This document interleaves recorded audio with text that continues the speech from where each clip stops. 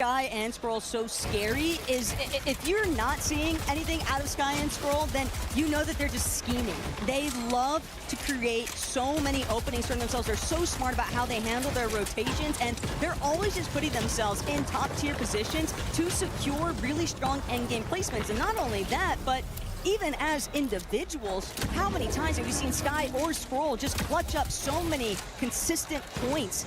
And when you have a duo that is just kind of lethal on all fronts, it is very difficult to contend with, especially when you're dealing with the likes of other aggressive fronts in the lobby, like Cold and Rapid, who have certainly been making their names known with 4 eliminations already. Live from Paris, take a look at that camera right there. I recognize those two faces, but it's all good. We still got Twisted Minds, Cold and Rapid here. 4 eliminations are Elim leaders at the moment here in match number 1. They're off to a very hard start for the Twisted Minds team, of course.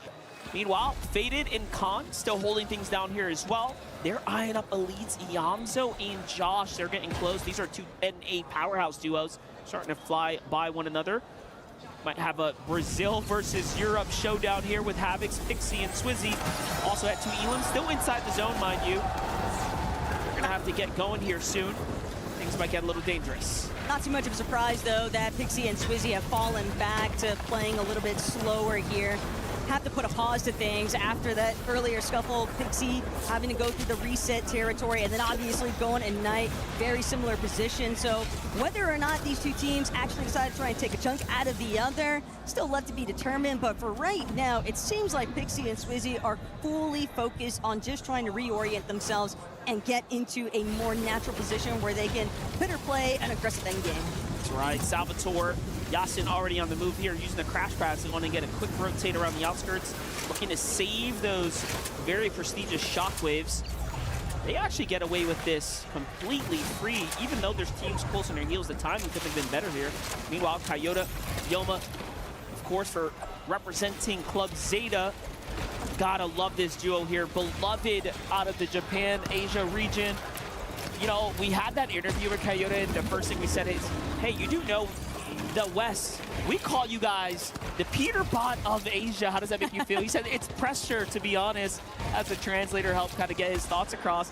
And that was really awesome. He said it's a lot of pressure just being looked at as that well. So I feel like I have to perform well for my region. But he also commands a lot of respect, even on an international scale. He deserves it. There are so many players here that are recognizing his capabilities and just what they're going to be able to potentially put up numbers as a team. But this is what I'm really excited for at Monster, is seeing who's actually going to try and prioritize controlling height. Demish Darm getting a little tagged up on their entrance. A bit of a, call it a deposit from the rest of the lobby, but Demish Darm, man, they've drawn way more attention than what they had bargained for, and they're gonna have to drop all the way down this hill face, trying to get a little bit of natural coverage, trying to really just escape being the focal point of the lobby right now. You know what? And the idea was to actually hide behind those trees. They thought they were being smart, but the team said, no, no, no. We see what you're trying to do there. You're not gonna break line of sight onto us. And the focus comes in from everyone in the lobby. That timer there, though, bang, no more reloads. So you cannot afford to go down now. Otherwise, you will be stuck in the lobby until the next round. I do think it's hilarious, though, that it was Sky and Scroll that were shooting at Darm and Demish, because remember how Sky and Scroll were setting up earlier on. They were shooting out those trees, trying to provide themselves those kind of opportunities, and other duos just might not be suspecting it. Clearly, it wasn't in Darm and Demish's game plan, but hey, things can change on a dime here. There's now an Axe Salco trying to get a little bit of pressure against other teams that are looking to try and break in towards where they're at. But rotations can be very risky. Swizzy and Pixie sort of avoiding the bulk of the focus right now, but still keeping tabs on a duo that they know is behind them. Yeah, definitely. 3 eliminations right now. Looking pretty good. Here comes the end game. Full moving zones are in effect. Pixie, Swizzy opting to play that mid-ground, looking up towards the top. Jojo and Aoxy here looking to do the same. Meanwhile, a little scrappy fight on the outer edge with Bolts there. We'll get caught up as the rotate goes through. Coyote finds 1-2. Sky already down for AGAL. Scroll here. And they haven't earned a single point. All that effort, all that work, and look, his hands are in the air. Yes, something went definitely wrong. That's the problem. Sometimes it can be so unforgiving which way the lobby tends to pool, and well, or at least right now, Skrull's gonna have to put on a bit of a masterclass if they want to build up any sort of placement points, because this endgame is just so stacked. We have so oftentimes seen placement points not really get to factor in until right around that 10th movie zone, and it's just so problematic too when you've got a duo like Elites holding down the high ground. How have we not had a full duo get eliminated just yet? We are so due at this point. Iamzo and Josh playing for the high ground. The first team to just get a little glimpse, a little taste of what it's like. Swizzy, Pixie on the other side, still fighting their way through, trying to dominate, but no one's earned any big endgame eliminations just yet. But that's going to change here shortly. Crash Pad is starting to come out. Big rotates here. Where are they going to land? Pixie going for high ground, so the call has been made. And it's the right direction ahead. Now they're going to have some leverage over the rest of this lobby. Taking some shots over towards Yasuo. Won't get anything just yet for it, but Salvatore also a little bit pieced up. So they're all just trying to skirt by, preserving as much HP as they can find, but Swizzy and Pixie are just not letting up, and it's just so difficult to evade their line of sight when they are just so high up in comparison to everybody else. Most of these duos opting to drop a little bit lower, committing towards this ultimate low ground too. Could be the end of things, but for Acorn and Bolt to actually have that launch pad to work with, it's all about timing now. And they do the right thing. They go to the ultimate low ground, recognize that they just got to stay alive. Kanata gets knocked and finish in the feed by Cold and Rapid there. Their 5th elimination coming through. That means Victor V is by himself now. Cold and Rapid front side of zone. They actually get the favorable pull. Meanwhile, Swizzy and Pixie controlling things from up top. Finally, eliminations are starting to connect for them, and the pressure is coming through as well. They're holding it the right way here. Still, Pixie down to his last overdrive grenade, so unless Swizzy's rocking with a little bit more mobility, things could start to get a little bit tough here. For those two on the high ground, Skrull still making it happen as a solo, doing his best to try and preserve a little bit of this section, but caught for a moment, probably gonna sorely miss that overdrive. Every single resource is just so much more crucial when you are playing as an individual here, and especially trying to avoid the team on height. Swizzy immediately taking out Faded. Don't even think about coming near this high ground. And don't come to the low ground either, Oatly. It's now time for Cold and Rapid to put on the show. Skrull is having the most impressive performance for AGAL. The amount of championship points, the club points he is earning right here is impressive, as he is solo surviving here. And also, no Elans just yet here, Taco. Down but not out. That's kind of Skrull's calling card. He's going up as a solo. He's ready to challenge it. Swizzy may be fortunate that that shot didn't get to connect just yet, but Skrull still doing a great job at concealing his position out of sight, out of mind from the rest of the lobby. A little bit of Fizz to work with too, but Acorn now also left to contend as a solo, but it's going to be Rapid and Cold who ultimately commit to height and take it over. The old man's mountain will get his toe. Here it is, that indestructible vertical climb is too difficult for many duels. They're getting put in the blender. Another team ends up shocking wave up. It's Vazen and Anon, but he falls right back down. The Cypher's gonna keep him in the game for now. Meanwhile, Skrull still alive. A top 10, a top 9, and still going here. This is disgusting out of Skrull as a solo. Pixie on the same foot though, taking out Demish, holding on by a sliver here for having just barely making it into the zone. How does he manage to stay standing? The same question could be asked for Skrull, but now both of these players hoping somebody else looks elsewhere. It won't be the case though for Pixie. Skrull now dropping, forced to try and contend with anybody on low. Might even be a body for him to steal a little bit of loot off of, but now Cold and Rapid. This one is looking all twisted minds. He's still down there. He's still fighting. Anon's in the game here, trying to look for anything possible, but I haven't seen Skrull fall just yet. Give it a little second though. Anon here, moving, mixing through the builds here. Iamzo's down. Skrull fighting for his life, but down. He finally goes to the hands of Khan. That's going to be 4 eliminations for this duo here. Now, just trying to get a little reset. Still has plenty to work with in his own. After he bounces back, Cold and Rapid have to come down. They are starting to slowly run out of material, but it depends where this is all going to go. Sky jumps. Mopsy gets a pop from the crowd. France is still in this one. Absolutely nobody realized but Skydive and Momsy were sneaking their way up towards the high ground, but it's BotCon a little bit more time to work with. Cold and Rapid a little bit more fixated on trying to contend with these other teams, but at the same time, they recognize we've got to at least take care of the solo directly with this. We need the material that Khan can provide, but Khan is just doing so much damage as a solo, and the double whammy pressure is too much to handle. Rapid is down, Khan has fallen, Momsy and Skyjump are ready to collect. France wants to strike big on this first game and really make themselves known, and Cold, even with they, won't be able to stand tall. Skyjump and Momsy with the victory royale. Skyjump and Momsy represent for their home here on land. What a performance for the duo.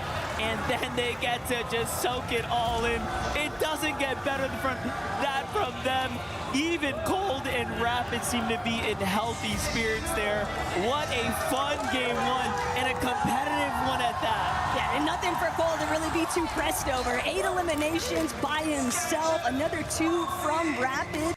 So you know that they were able to definitely build up a very hefty lead over the rest of this lobby. But it is only game 1 of 10, and obviously Skyjump and Momsy, they're just going to be looking to try and replicate the success that they were able to capture in game 1. I just feel like the French community, they've already won. They've already won here on the day. They've done enough. I'm happy. I think the crowd's happy. Clearly the celebrations there were felt, and that was such a fun first match.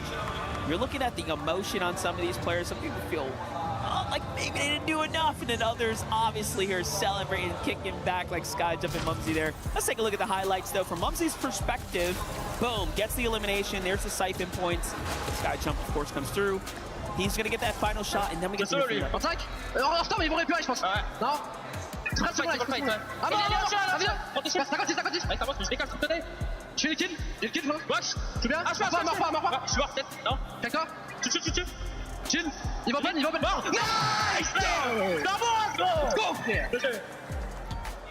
I almost wish that I could have had a live feed of comms too from Revenja and some of the other French commentators, because I know he was going crazy watching his boys put in work, but obviously Skyjump and Momsy, they earned every bit of that win. Yeah, definitely. You know, I didn't expect it to happen so soon, but that is the nature of the beast. Sometimes, you know, when you just got that hometown buff, as they say, so clearly they're showing up. The crowd seem to love it as well. I love the way they're facing their audience as well, too, so they get to see kind of the reaction from that side of the audience. It's really awesome. It can for sure make a pretty big mental impact, of course, but I'm also thinking about it from just the overall landscape of what we just watched take place. But obviously, we'll get into working our way through some of that and a little bit more action here to come. So go ahead, grab a drink, come right back, because we'll see you guys shortly.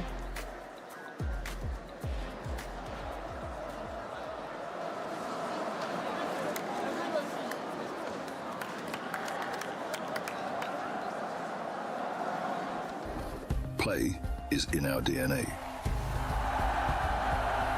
Whenever we let it out, it becomes our superpower. Now imagine an entire city being built to supercharge it. Kadir City, powered by Play. और कटाना भी अच्छी player है यार चीज हो गया guys चीज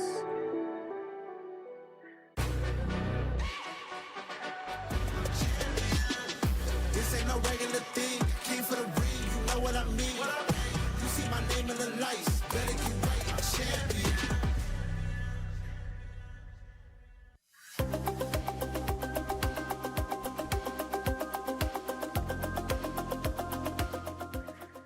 He thinks he can come in here and play my game. He knows nothing. Let's go! Tyler won. You're done.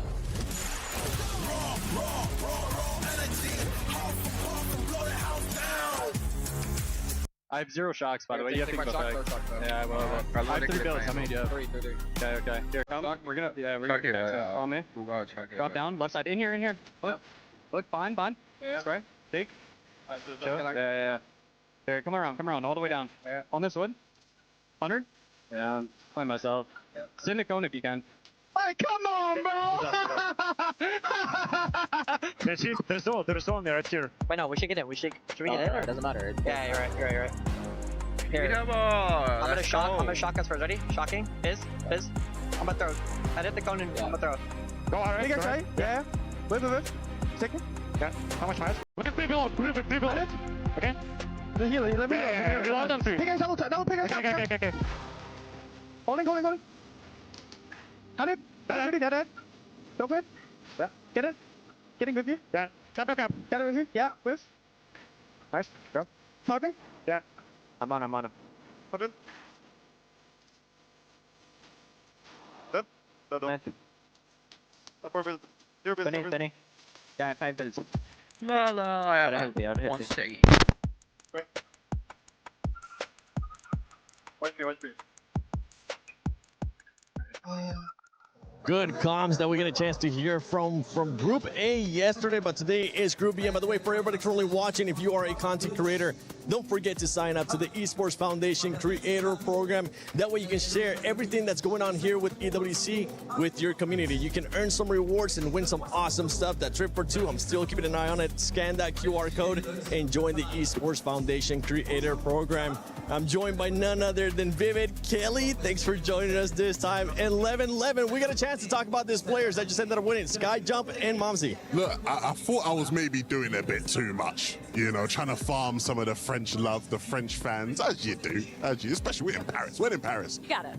But they did what I said that they can do. They have that ability to come through in these games and just have these big pop-off games. Shout out to Skyjump, right, in particular. Skyjump now has qualified for all the major lands this year in Fortnite without playing with the same teammate. He's playing with someone different every single time. What? It doesn't matter. He's rocked up with Mumsy here in Paris, and they look like a team that's been playing all year long. They played that end game so well. There was a lot of contention on that high ground, and not just the high ground that was the issue, but the elevation of the map that caused so many issues. Yesterday when we saw high ground, there really wasn't too much trading, unlike what we saw from game number 1 today. So I think that kind of gave some of these teams that didn't necessarily have as strong of a high ground plan, like Skyjump and Momsy, to be able to kind of take advantage of all the chaos that was going on. Yeah, obviously when you kind of talk about the terrain that we were looking at in this end game, I thought Cold and Rapid had this one kind of locked down without a doubt, but you blink and all of a sudden they actually went ahead and lost the high ground. So great little nod over to Skyjump and Momsy for finding the timing there.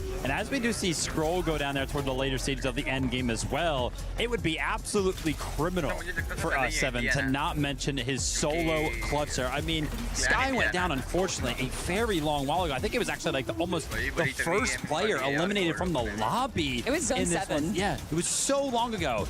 Still alive, kind of picked up some points for the team there. They got to be feeling pretty good about that one. They're definitely going to be feeling good, especially because of what you were mentioning, that duel getting eliminated within the first 2 players. I don't remember if it was the first player or not. It was definitely within the first 2 players. Another squad that I want to bring up because they ended up getting a top 3 favorite was SAUL. This is a squad that's also in contention for the club championship.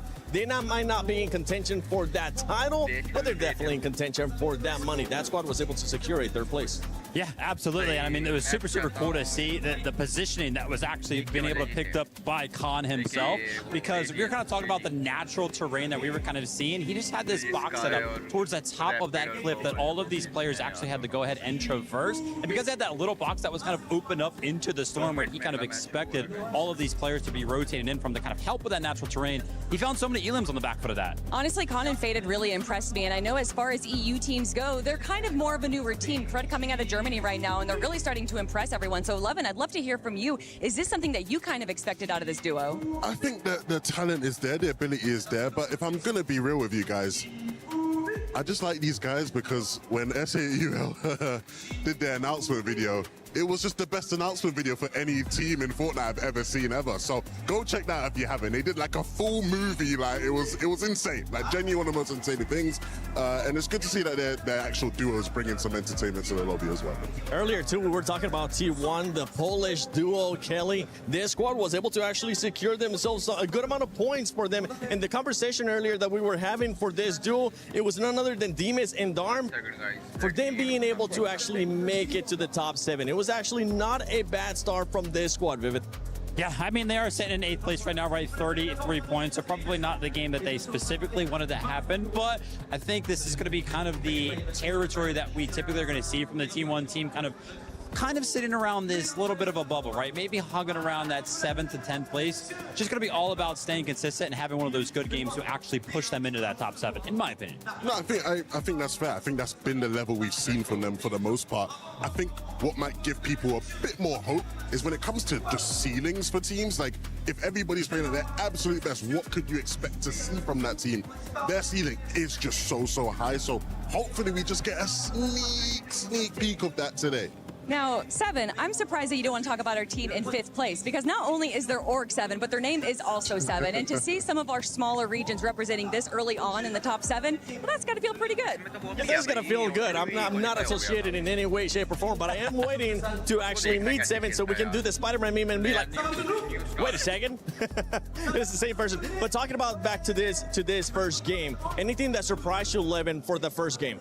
You know what? It wasn't a surprise. It was actually something. If you allow me to put my analysis hat on here. Put that on. You know, the developers involved in building this reload map, they must love a mountain zone finish. I mean, the elevation in Elite Stronghold is something that we talked about a lot when the map initially came out, but we have seen it so much. It feels like so many of these endgames, you end up in situations like you almost mentioned earlier, Vivid, where it's like cold and rapid. You have a team up on height. You think it's going to be an easy game for them because of the way the zones are pulling up a clip, up a hill.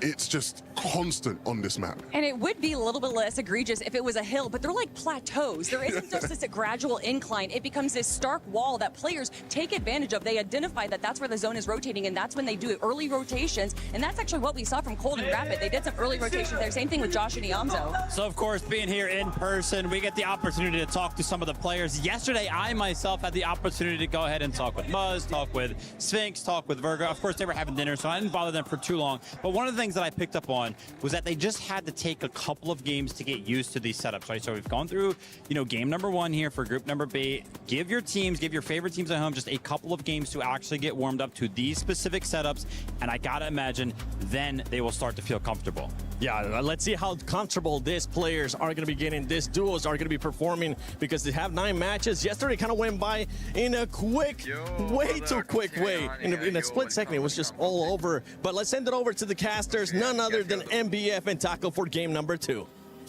Thank you so very much. That's right. We have had a little time now to digest things coming out of game number 1. Clearly, when you start looking at how that overall performance went, it looks like it's going to be taken by Cold and Rapid for Twisted Minds, as they had the most eliminations. And they've got to be feeling really good about it. I mean, it's a big part of the reason why we saw Cold cheesing so hard in that player cam. Even after the match had concluded, they'd come second. And it's just knowing that they can deliver such huge elimination points, that is really going to be a difficult point of contention for other teams, because sure, you always want to look for consistency in terms of placement points. I mean, think about what Scroll was able to accomplish as an individual, the amount of solo placement points he was able to accrue from so early on. You would think that things would have gone completely south for a duo like AGAL, and with so much on the line here for the club championship points, it puts so much more pressure, and yet he's still able to deliver. Yeah, you wouldn't have thought they'd push that far. They end in 9th with a 7th place performance, all on the backs of one player, is so impressive. We actually can't emphasize that enough. There were duos that were alive that were taken out before Scroll could be found. So rotations were clearly exceptional, and he definitely made it very, very far.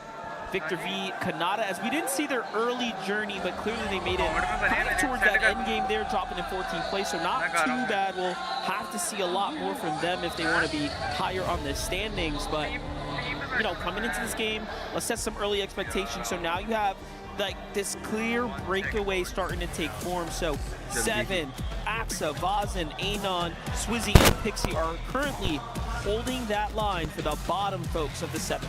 And when you look who's directly behind Swizzy and Pixie, that's going to be T1's Demish and Darm. Yeah. And obviously, I think there is ample opportunity still for these duos to really play catch-up, especially when you have 9 other matches to sort of break through. So especially for some of our veteran players who are a little bit more familiarized to kind of the longevity that's involved in tournament series, that's where I think these first 5 matches, you can be a bit more experimental. I mean, just think about what happened in Group A. First 5 games didn't go that great for a lot of teams, and yet they were still able to make a recovery stage and really bounce back in that second tier. That's right. Even for our reigning champions, you know, Acorn, Bolts, our North American champions, they had a pretty tough time. You know, that map is notorious for being very difficult to traverse. You heard Levin say it their best. There's a reason the pros kind of look at it and have evaluated that. This one is a little bit tougher, but for game 2, let's see what players have figured out, what they can do to kind of optimize their end games. But one thing was for certain, it was a passive game 1. Now things are changing. Victor V, the first to fall. Jojo Fishy is right behind him as it all goes down here. Salvatore as well. So Victor got knocked, but Jojo gets finished first actually there.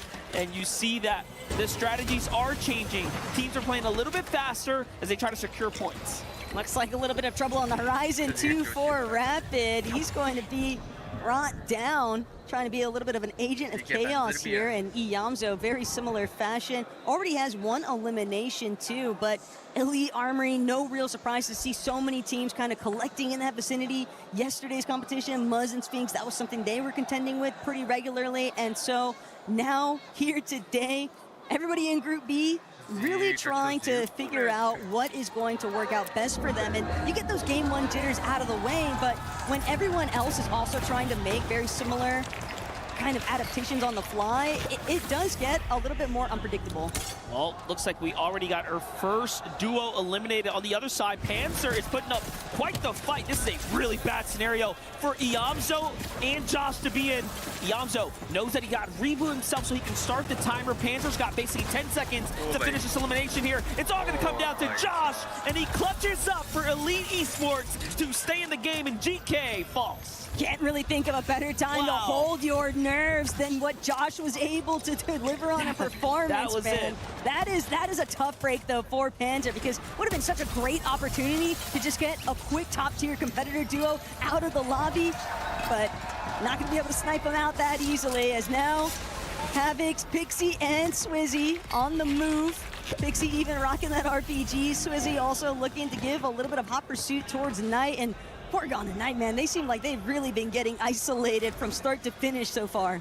Garmin Deemish look like they just took down Sky Jump there. Didn't see Momsy, so they still have a chance to, of course, get rebooted back in. Victor V is getting farmed right now. I see him fall a few times to defeat, unfortunately. Meanwhile, Cold is getting a couple onto Gon there. You saw Knight go down. Now we're seeing Gon go down shortly behind them. There is just no breaks for the Wicked. These guys are having a pretty tough time right now. Cold and Rapid are just dominating their side of the field. Knight falls again. Oof. They are just barely surviving. Like, the second that the reboot timer concludes and the other one is coming back into the lobby, it seems like the other is immediately being eliminated. They're just not having any sort of wiggle room, but that's just how merciless the lobby can be. Swizzy, Pixie, obviously going to be looking to try and take advantage of that, but Mumsy, Skyjump, there are no rollovers. This was their recovery. They're going to get a nice little collapse onto Anon, and that is going to buy them some more time. Yeah, definitely, and now they have those exotic upgrades, legendary burst rifle here as well. So loadout starting to come together. Things are shaping up well for Momsy and Skyjump. They needed that Elin because remember, Skyjump just loaded back in. And that is definitely the difference maker. You know, being able to get with your duo, kind of play defensively, bounce back into the tournament. Here's how it looked. It was Momsy who put up the huge shot there, coming to the rescue, if you will, of his teammate, and then the follow-up. So that's a full duo eliminated, mind you. Back on over to Havoc with Swizzy and Pixie here. Look at this. They're doing such a good job for their club here, earning points consistently, game after game. They get another one there, too. That's another set of eliminations. They're trying to full finish this SAUL team here. Bad. A little bit of a tough break there for Swizzy, but it's one that Con and Faded aren't going to be too upset over. In fact, they've got to be so relieved right now that Swizzy wasn't able to get over that railing. Be forced to kind of give up that pursuit. Really like the way that they were splitting the focus there, though. It had Con and Faded incapable of reuniting to try and support the other. So getting into those isolated positions, that's just something that Swizzy and Pixie sort of excel to do as a duo because they are such strong individual fighters too. Take a look at this. Kanata is way off by himself. That's why we're seeing Victor have such a tough time get settled in this game. But it's up to Kanata to kind of stay alive here at this point so they can actually see the end game. Meanwhile, take a look at this shot here. We have Bolts and Acorn right now. Setting things up. Sky and Stroll as well. Little update for them. Again, surprisingly slow game. 0 eliminations. That's not really heard of for European favorites. Well, you would think as much, but it's Sky and Scroll. That was actually their calling card, especially throughout the course of FNCS and even a lot of their Reload Elite Series finals. I think most of it just ultimately draws down to the fact that they understand we want to play Storm until right around that 5th, 6th zone territory. That's when we're going to start to make our move, make our presence, and really start to shape how this low ground position is going to unfold. Because, again, just think about that last lobby. Even as an individual, Scroll was still able to contend very heavily on that low ground position. And so it's very clear that they have a strong understanding of that, but they've also made it known in the past that they are capable of playing for the high ground. It's just these first couple of matches, you almost expect things to just kind of constantly be shuffled around when it comes to height because everyone is looking to really stamp their mark as king of the high ground. Yeah, you definitely have to. Getting a touch base here with GK's Panzer and Jacko right now. Nice little start for them, a single elimination here. It's not too bad. They're still at the hostile hold though. Duos kind of floating in the area. You have Salco and Nak on the other side here. Trying to see what's going on. AXA and 7 as well. Just playing a Storm. They actually have a little bit of a drop here potentially. Now both teams do have a couple elims, so this is not no 0-point game by any means, but Salco and Enak are definitely at the bottom of the standings.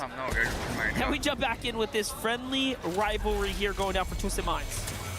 Twisted Minds might need to get in the middle of this between these two teams. It's got to be a tough watch. Rapid, Cold, Acorn, Bolts just seem like they can't get away from each other. Although a good chunk of this action probably is fairly intended. We know just how much both of these teams like to get aggressive, specifically Cold and Rapid. Yeah, that's what happens when you play general areas nearby one another. It's just inevitable. In this zone, man, big southern pull here. A lot of teams still playing outside, inside the Storm. Darm and Demish are one of those duos there as well as they slowly start to traverse their way down outside the Chisel Cubes here. And there it is, the big update. So this is when teams start to really hustle their way towards the safe zone. The Storm after this is going to start picking up in damage and then of course will cut off. So you got to get situated. And that's something that Demish and Darm are certainly looking to set up for, like you'd already called out. With no one in sight either, they'll be able to utilize the launch pad, just get a little bit of airspace, airtime, and really gauge how exactly they want to touch down into their next position. Obviously, it'd be nice to sort of clear out a little hill face, but never know who's going to be lurking around which corner. A lot of little crevices on this map that can definitely be taken advantage of. And for a duo like Josh and Yamzo, those early fights definitely helping shape their endgame strategies at the moment. I mean, just all those elimination points alone, right, kind of jumps them up to 3rd place here. So this is a very strong game for them. Just in general, 12 points earned off of elims. Meanwhile, Kanata and Victor V making their way south as well. Nice little update for them. You can see the focus here on the duo, completely capped on material, but they're part of this late wave of teams moving. There are a lot of duos nearby, shots going off as well. Panzer gets going there in the distance. Kanata, Victor hear the action and they go sprinting through the builds. They're like, no, no, no, we don't want to be fighting here on the backside of Storm. Let's get out of here. Nice little upgrade there for Kanata though. Won't be too pressed over that, but it is a bit of paranoia, right? That it sort of has to kind of be embraced by these players as they make their way through the Storm, especially knowing that there are going to be so many other teams trying to just get any semblance of peace. But Momsy and Skyjump They are all too eager to take advantage of the weaknesses from Gon and Knight. Unfortunately, Gon and Knight still yet to escape these earlier woes. They've been chased across the map from start to finish for 2 lobbies in a row now, and this is just brutal to witness. They're just riding the momentum right now. 5 eliminations, continuing to widen that gap between them and everyone else, and then the pop from the crowd whenever they, of course, get elims here on the broadcast. You love to see it. Meanwhile, you got Rapid and Cold already getting situated. Once again, Bolts and Acorn closed up pretty closely by Demis and Darm, not too far out either. So it is going to be a Chiseled Cubes end game here as the zone finally begins to settle itself. All the heavy hitters kind of opting here to play that little bit of height like we talked about. There's all these hills and crevices, but you want that bit of high ground. Otherwise, you'll be kind of trapped down low. The overall rankings looking really good here. Yuma and Coyote somehow fighting their way consistently towards the top. Things are starting to connect for them, but Bolts and Acorn finally now getting elims here. That one's onto Japco. Luckily, reloads are still active for a couple more moments. A little bit of a blessing in disguise, maybe, but at the same time, was Bolts and Acorn really doing them any favors, sending them into that reboot cycle? Bolts and Acorn also, one thing I like about where they chose to position, they're right in the middle of this little ravine, right? They know that the 2 teams on the actual hills themselves are likely going to be contending with the other, so it can be hard for them to get those open edits and actually take shots at the team underneath. So that's why Acorn Bolts just had the luxury of fully extending into that fight against Yapko and Panzer the moment that they tried to actually break into the zone. And there we have it, 20 seconds now until the reboots completely come to a close. And then no one will be able to get back in the game. They'll be sent to the lobby instead to kind of await their fate there. Sky and Scroll as a duo here looking as healthy as ever, but still no points earned here for AGAL. Only points they've earned this week are by Scroll's clutch endgame with placement performances. See how they can do. This is a very gutsy rotate through the middle of these duos here, but they thread the needle well, they get to safety, and no one sees them doing it. And what's more impressive still, they're able to just continue clearing out space. Eoxy and Jojo Fishy having a little bit of reconsideration for where they were just headed. Sky Scroll, just a little friendly reminder that this direction not exactly up for grabs. Sky also already scouting out the next move, keeping tabs on some of those teams that are starting to box up overhead. It's gonna be AXA, but obviously there are just a couple of other teams sort of lingering nearby. Salco and Nag, Momsy Skyjump also in for 7. Unfortunately, no longer a participant. As Sky and Scroll immediately punish those 2 for trying to make their way overhead. But this is just part of the awareness that's involved when you're dealing with the likes of Sky and Scroll. And believe it or not, that's the first elimination of the tournament coming in game number 2 here. 17 duos now remaining, so the lobby's starting to get thinned out. This is where Sky and Scroll start to perform the best. It's end game, especially when they're alive side by side. 6 shockwaves as well. It doesn't get better for AGAL. Still though, a long way to go now.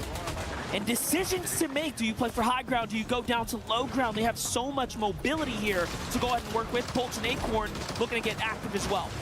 It's just going to be a really tough task for anybody that does choose to try and tango on that ultimate low ground, because Sky Scroll, something they do excellently compared to a lot of other teams is they just fully understand we can tank up some of these storm ticks to get ahead of the rest of the lobby, really claim a lot of space. As Cold nearly finds himself getting eliminated along the way, but will just barely manage to stay standing. Panzer Yapko, despite suffering a little bit of damage from Acorn and Bolts earlier on, now looking upwards, trying to force Sky and Scroll's hand, and sure enough, Scroll has fallen. Now it's on the other end of the stick here for Sky to be the one to come out with a solo clutch performance. Man, they just can't catch a break. This is a tough spot to be in. Another teammate down. What can Sky do? Well, we'll keep tabs on them. Cold, Rapid on the other side are moving and grooving. Low ground is theirs. Still 17 duos remaining, although 2 players have fallen now. Things are getting a little bit tough here for Momsy and Skyjump. You know, they were the first to get the safe zone. They positioned a little bit high, but they felt like it was too early to go for high ground all the way. Sky seems to have been fully eliminated, and now it's Havoc, Swizzy, and Pixie up top once again. Back-to-back games here, going for the early high ground. Like a really tough break there for Sky and Scroll, but they'll just have to sit and wait to see who's actually going to continue trying to capitalize on their elimination here. Who's going to start creating some distance is Deemish, Darm, just trying to make their way towards this front side of zone, but with Swizzy and Pixie just bearing down from overhead, it is going to be rather scary because everyone else, you have to worry about blocking off your overhead space, but then you also have to worry about what's directly in front of you, and part of that might just involve Kanata and Victor B. Well, my, look at this. The boys are up and running here for Team Dignitas. Meanwhile, Demis is under fire here. T1 might be in trouble. 2 HP just left here. Only a single point earned. Playing with that zone so close. Almost gets taken out there by itself. He is just looking to hold on by a thread right now. Every team that falls, though, he's earning a little bit more points. 14th place now, a little bit more earned. This is the difference. This is what it takes if you want to be at the top.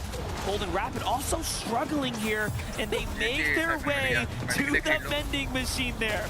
Well, a little bit of a robbery there from Golden Rapid while the rest of the lobby is just suffering. Gold Rapid managed to find a little bit of breathing space, but of course, Gold Rapid still running extremely low on material. They've got a little bit of a safety net inside the building, but they're going to have to break out of it eventually and then start to get involved with the rest of this lobby. Swizzy and Pixie all the while just racking up eliminations, but so is Panzer with 5 already, but immediately falls the moment that he tries to make his way forward, and teams are just dropping like flies here. The way that the zone is pulled, all the shifting elevation has done some damage, and Coyote and Yuma have somehow managed to just steal hideaway from Swizzy and Pixie. It's a fight up top. Asia versus Europe's best here, and it's going back and forth, but it doesn't come without its own troubles. Coyote finds one onto Pixie. Swizzy's all that standing way up top, and it's Zeta's Coyote who's down low. Swizzy, though, it cost him a lot of extra builds there. He's only down to wood here. This is not the strongest structure, of course, to play with. Cold and Rapid fully sent back to the lobby. I believe it's just Gone and Knight here, one of the few duos remaining. Kanata's a solo, down he goes. Bolt is still in this. Cole takes a significant amount of fall damage, but somehow still standing in here. This could be the difference. Here comes the pressure, down he goes. More points heading towards Gonan. Knight representing for Brazil.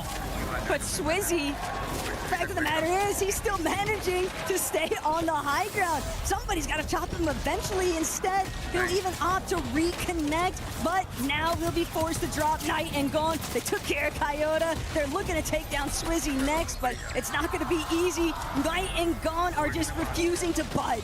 Where did Bolts come from? How is he still in this game? We have seen him do it before. Can he do it again here on land? Of course, it's going to be a tough one, but in the end, Knight will take that win with honestly a dominant performance there. And what's even more ridiculous about Knight and Gone winning this secondary match, think about how the game started for them. These guys were being chased non-stop. We saw their names, one after the other, lighting up that elimination feed, and yet still, they managed to keep their bearings and make a strong endgame run to net themselves the victory royale.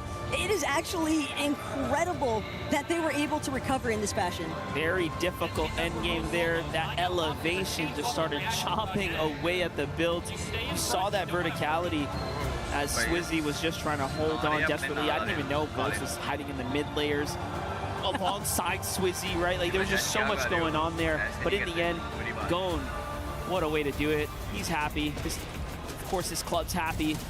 Just like that, we get these highlights here. Cold and Rapid pop off. Going to Knight win the game. The last shots go through. And just like that, we have our Game 2 winners. You know, Furia is definitely going to be celebrating, though. Gotta appreciate the love that going to Knight. We're clearly showing the orb with the jersey flex, and obviously that's going to come with a pretty big mix-up for the leaderboard standings, too. You knew that there was going to be a little bit of shakeups, especially since we saw some of our leading duos from that last lobby kind of struggling. But the big takeaway for me, MDF, was seeing what happened to Sky and Scroll dropping all the way down in leaderboard standing. It is a tough blow. They were originally in that 9th place position when the match had started off, and now they find themselves sitting right around 13th with only 30 points. AGAL, you know, pressure's definitely rising. Yeah, I mean, hey, they still have a foot in the door with the competition, but tough spot to be in. Only earning 3 points over single elimination. You kind of go the distance as well. They have this placement-based play style, and unfortunately, they just couldn't quite do it. For sure, but obviously a lot more Fortnite to still work through, so make yourselves comfy because we'll be right back.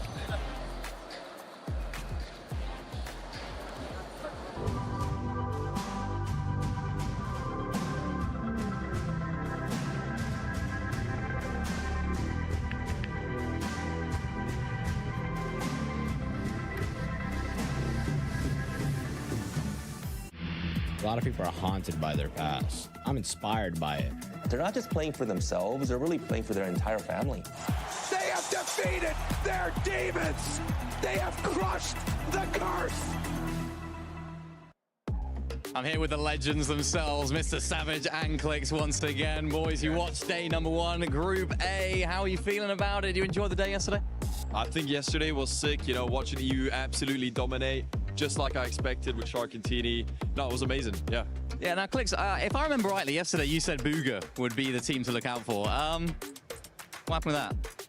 To be honest, so he's a vet. He's really smart. He's been playing this game for 9, 8 years. You have to understand, he thinks with IQ. He wants to play Last Chance Qualifier to have more practice than the other players. So going into Final Saturday, that's when he's going to get the win. Is that a strat that you tend to use when you play as well, or you just try and get the job done? So I use that strategy a lot. I usually wait till the last game to qualify so I can get more games than everybody else. And then the second, I get in finals, I usually win because I have that extra practice. It's just what you do. Savage, you're no stranger to sort of a last chance call as well. What's that like? Have we got any tips for those players that are in the survival stage now? Yeah, probably just go back in my VODs, see what I usually do. I'm really familiar with scraping the qualifiers like my boy over here. So yeah, if they want to talk to us, then we're right here. So you said you don't scrape, Clicks. When have you ever scraped? I never scrape qual. That's the thing. I don't leave it to Last Chance Qualifier to qual for globals. I don't have to win a Last Chance Qualifier Grand Finals game to get into Grands. I usually get it right away, and then I usually watch Mr. Savage on EU. Or I watch like other NA nukes. Okay, you don't watch me play? I watch you play. You're pretty good too. I'm not gonna lie. Appreciate that. Now we got Group B. You guys were mentioning some names from yesterday. What are some names that you guys are looking out for today in Group B? Well, I think my top 3 for today would probably be Sky and Scroll, yeah, Oli and his teammate, and I mean Cold and Rapid did really good day 1, so maybe Rapid could pull something off when he's playing with a tier 1. So. A lot of people call Goatly or Oatly Goatly. You agree with that? Yeah, he's the go. He's the go for sure. And he just did his face reveal, and yeah, I think he looks great. So. He's got that Ferrari too as well, right? So he's got that aura about him. Clicks, any NA teams to look out for today as well? NA teams to look out for, I'm gonna have to say my duo Rapid and Cold. I do feel a little bit bad. Rapid is unfortunately playing with someone a little bit worse than me as like a fragger, but as you can see, they're still first. So knowing how it would feel like if we were to be there together, we would be first by more than 8 points.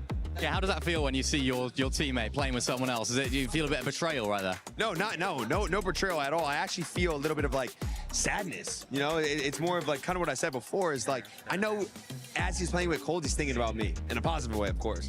Yeah. I mean, who isn't thinking about you? And of course, who isn't thinking about both you guys here for the Coast streamers? I hope you guys enjoy the rest of the games, and thank you so much for the interview.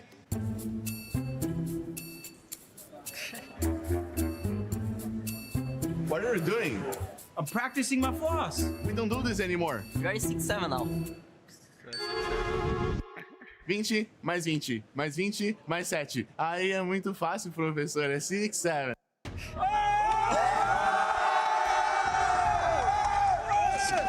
Jacob, do you maybe want to show us what you've learned from that? Do you want to? I mean, I could show you, but it may not be that good. You know what I mean? Hit him with one of these. There it is. Hit him with one of those. There it just gets done.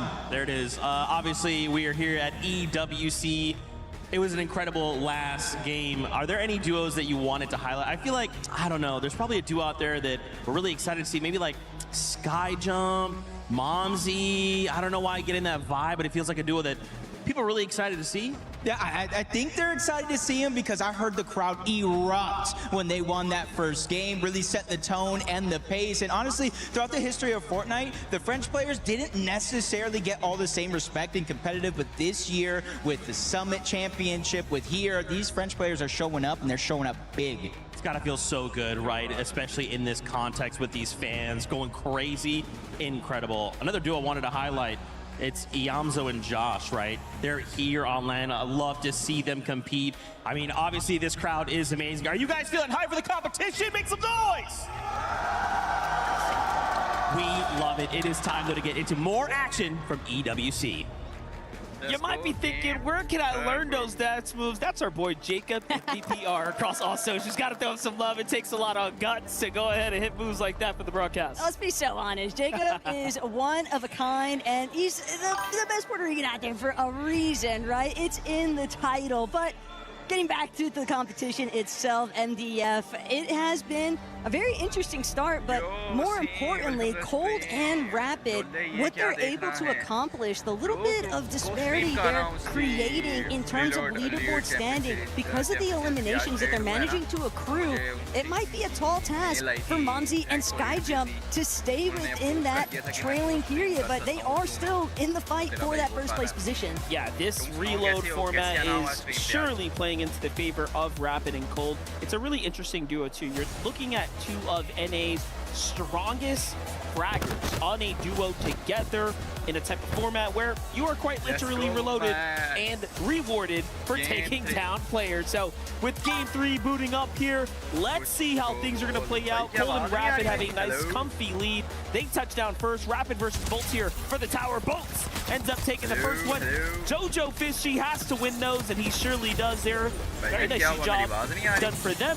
And then we get on over to Darman Demis, who also have touchdown and got an Elam. Just barely, though, cutting a little bit close to the wire there for Jojo Fishy. And not only that, but the real shark in the water might just be Darm and Deemish. Spooks and Oatly, though, still looking to try and secure some more eliminations here. We've seen Spooks 2 matches over already with some decent early game successes, but not gonna keep lurking around. And Jojo might just find himself sandwiched between Polish and Australia, but it's Spooks running in, trying to steal it away, has no success. Hello? Still, Darm incredibly weak, but Spooks out, and Zimran gonna try and see if he can escape, but it's a 2 versus 1 fiasco right now, and Spooks will not be able to or avoid the pressure out of Darm and Deemish. You know what? Spooks has put up such an impressive performance here, you know. Mic Just open coming hai in, mera, continuing to earn points off of those elimination chains right Bhaiya, now. awaaz That's meri what you have to do. And then the timing there, right? Hey, you didn't put in the work to get that first one, but you snatch it away. It's 3 crucial. You start taking a look at the bigger picture here. The points are, of course, starting to take shape. If you're down in that bottom 3 area, you are in trouble here. And I can't even believe you have Sky and Scroll as a part of the few duos down in that conversation, barely holding on with 32 points. Of course, there is always the club championship standings too that are कल तो यार वो जीते हैं shark एक्टेनी भाई क्या उन्होंने dominate किए लोग भी आज मैं चाहता हूँ ये स्काई स्क्रॉल और ट्विस्टेड माइंड के इसका कोल्ड रैपिड अच्छा खेल रहे हैं वो जेटा वाले भी बड़ा अच्छा खेल रहे हैं वो सेकंड नंबर पे आ रहे हैं एसी वाले तो भी दूर हैं अभी काफी ओटली भी क्वालीफाई कर गया वो 11वें नंबर पे आ रहा है भाई किल निकल रहे हैं भाई Don't hold your breath. We have some serious action coming up here. It's Swizzy and Pixie on their fight right now. He ends up disengaging. This is a sign of respect for Cold and Rapid as they get back to their duos there. That could have gone either way as both teams were kind of involved in that fight, and I don't think they liked the way that pressure felt, even though they were going close. Can be a tough spot to be in though, but regardless, teams like Cold and Rapid certainly like to open up the doorway of making those aggressive kind of instances. And well, with the way that the competition is starting to unfold, some of these teams might not have any other options to resort to. They're going to have to start making up for some of those misplacement points by factoring in with elimination points instead. But it's always easier said than done. Definitely see Acorn Twisted Mind की दो teams हैं आज group B में. Get on under the bridge here, trying to secure a little bit of time and space from himself in his duo here. As Bolts is the one who's on the hunt right now. He's got control of the outskirts, so this is the reuniting of the two. Meanwhile, we get those leaderboard updates all the way down to the bottom there. AHL Snow and MHND just struggling to really put points on the board for their club, but anything is possible. A 10-game format, there's a lot to play for here, as this is only match 3. क्या कर रहे हो Think आजकल about मुझे what happened बताओ. yesterday. How the team was able to bail themselves out. Mofu and Tomat, you know, it looked like it was going to be the end of their run yesterday. Then they managed to find a Game 10 Victory Royale, so can never completely rule anybody out just yet. Sky and Scroll, though, definitely trying to get a move on, but they are under some early pressure from Coyote and Yuma. Yo, make sure everyone like and sub. Having to use a lot of those resources that he just gathered up just to stay standing. And Scroll even looking to create a little bit more space. Unfortunately, he might just have to leave Sky to the Wolves here. And Sky knows he's got a very steep disadvantage to try and contend with, but Yuma and Coyote can't blame him for wanting to just fully collapse. Yeah, I was going to say, you saw that duo really pushing in. Here's Dignitas Kanata and Victor V sticking to that strategy, playing dead side rotates right now. I think so. Her match के points Rapid seems to have backed up his teammate. Meanwhile, Southco from downtown hits a monster shot there. Going to initiate. That mammoth pistol is so exciting. Light बहुत जहाँ रही है यार. आहो भाई दवा अगर मिली ना जाए कल मेरी लाइट तो नहीं गई. नेट चले गया था इसलिए कल मुझे 2 स्ट्रीमें करनी पड़ी थी आखिरी 2 मैचों की भी. कल सेमीफाइनल होगा भाई डे 3 का, जिसमें से जो टीमें करेंगी क्वालिफाई इसमें से आई गेस 4 टीमें बाहर निकलेंगी. 20 टीमें हैं ना टोटल. 20 में से टॉप 16 वाली 4 टीमें इसमें निकली थी, 4 कल निकली हैं. तो हाँ, बाकी जितनी बचेंगी उनका होगा, उनके आपस में मैच होंगे, फिर फाइनल होगा. Hoping that he can escape. He's just got next to nothing to work with. It is rags versus riches essentially, and Rapid actually forfeiting the chase is a bit shocking, but at the same time, it's because he knows he's right in the tunnel. भाई इस game के बाद game change हो जाएगी. देखिए points देखिए कितने ऊपर जाएंगे. मुझे लग रहा था कल वाला ना जो था ग्रुप ए था उसमें पीटर बॉट था और हाँ पीटर बॉट, वीरगो, बिग विको और स्टैनिंग शार्क. भाई वो ज़्यादा खतरनाक लोग भी थी, पर इसमें भी बहुत अच्छे प्लेयर हैं यार. ट्विस्टेड माइंड के हैं, फिर स्काई है, रैपिड है, कडाना है, ठीक है. तो बड़े अच्छे प्लेयर हैं यार. ये टीम डार ने भी बहुत अच्छा प्लेयर है. जेके जो है जेके जापाको और पेंजर ये भी बहुत अच्छा खेल रहे हैं. The earlier matches would be the best time to experiment, and even हर एक बंदा FNC साला पिकेस लगा के one खेल silver रहा है. lining for Sky and Scroll is just knowing that they are a team that can deliver a whopping performance. Would not be surprised to see them even perform in like a similar nature to what we saw at Peterborough. और ऊपर से आज इस साल का आउटली भी qualify कर गया यार. मतलब बहुत है भाई. Started to come alive in the secondary portion of it, so only time will tell whether or not some of those new ideas actually come to fruition for them, or if they're going to have to go back to the drawing board. But for Josh and Zoe, they're really just taking their sweet time. Ample medkits, just tossing them across the map, doing a great job at just wrapping around some of the natural terrain, avoiding line of sight, and obviously they might even have an opportunity if they find any duos that are incredibly injured to try and establish some elimination points. You can run, but you can't hide Acorn.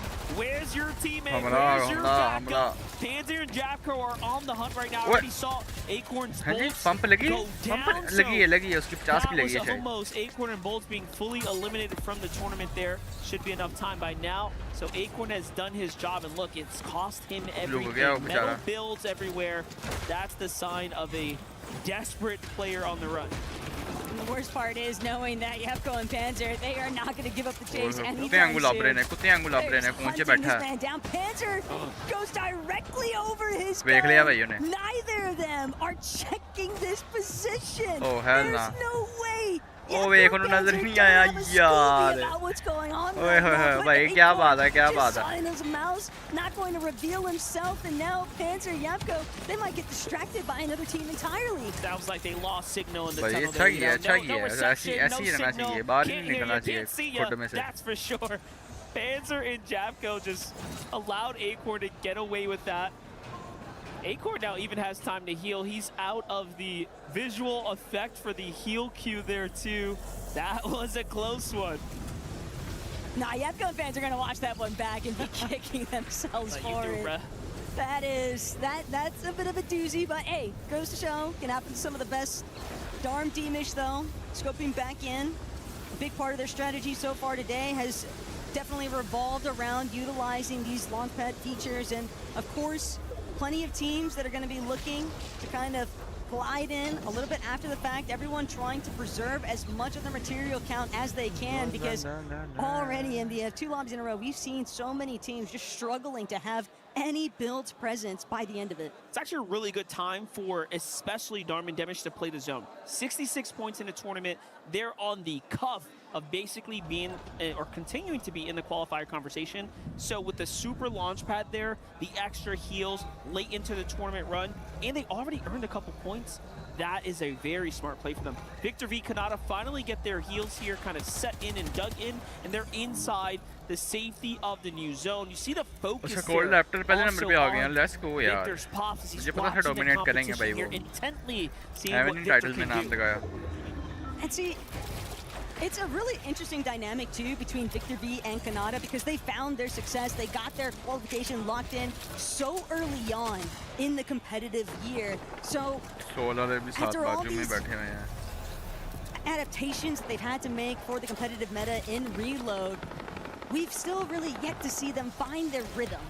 Yeah, look, they've only gotten a single elim as well, right? Victor V is one of the best fighters on NA right now. He is definitely putting up the performances. You look at the analytics and his stats after every tournament, his damage ratios are crazy. But this LAN performance is setting in, I think, for the young buck. So, you know, he's just really got to figure it out, maybe kick the nerves aside, and nothing else. Get ready to stay above the bottom 3. You just don't want to be down there. So we'll continue to keep you guys updated. Sky and Scroll need to do it as well. What is going on with their strategy? They are not performing up to par.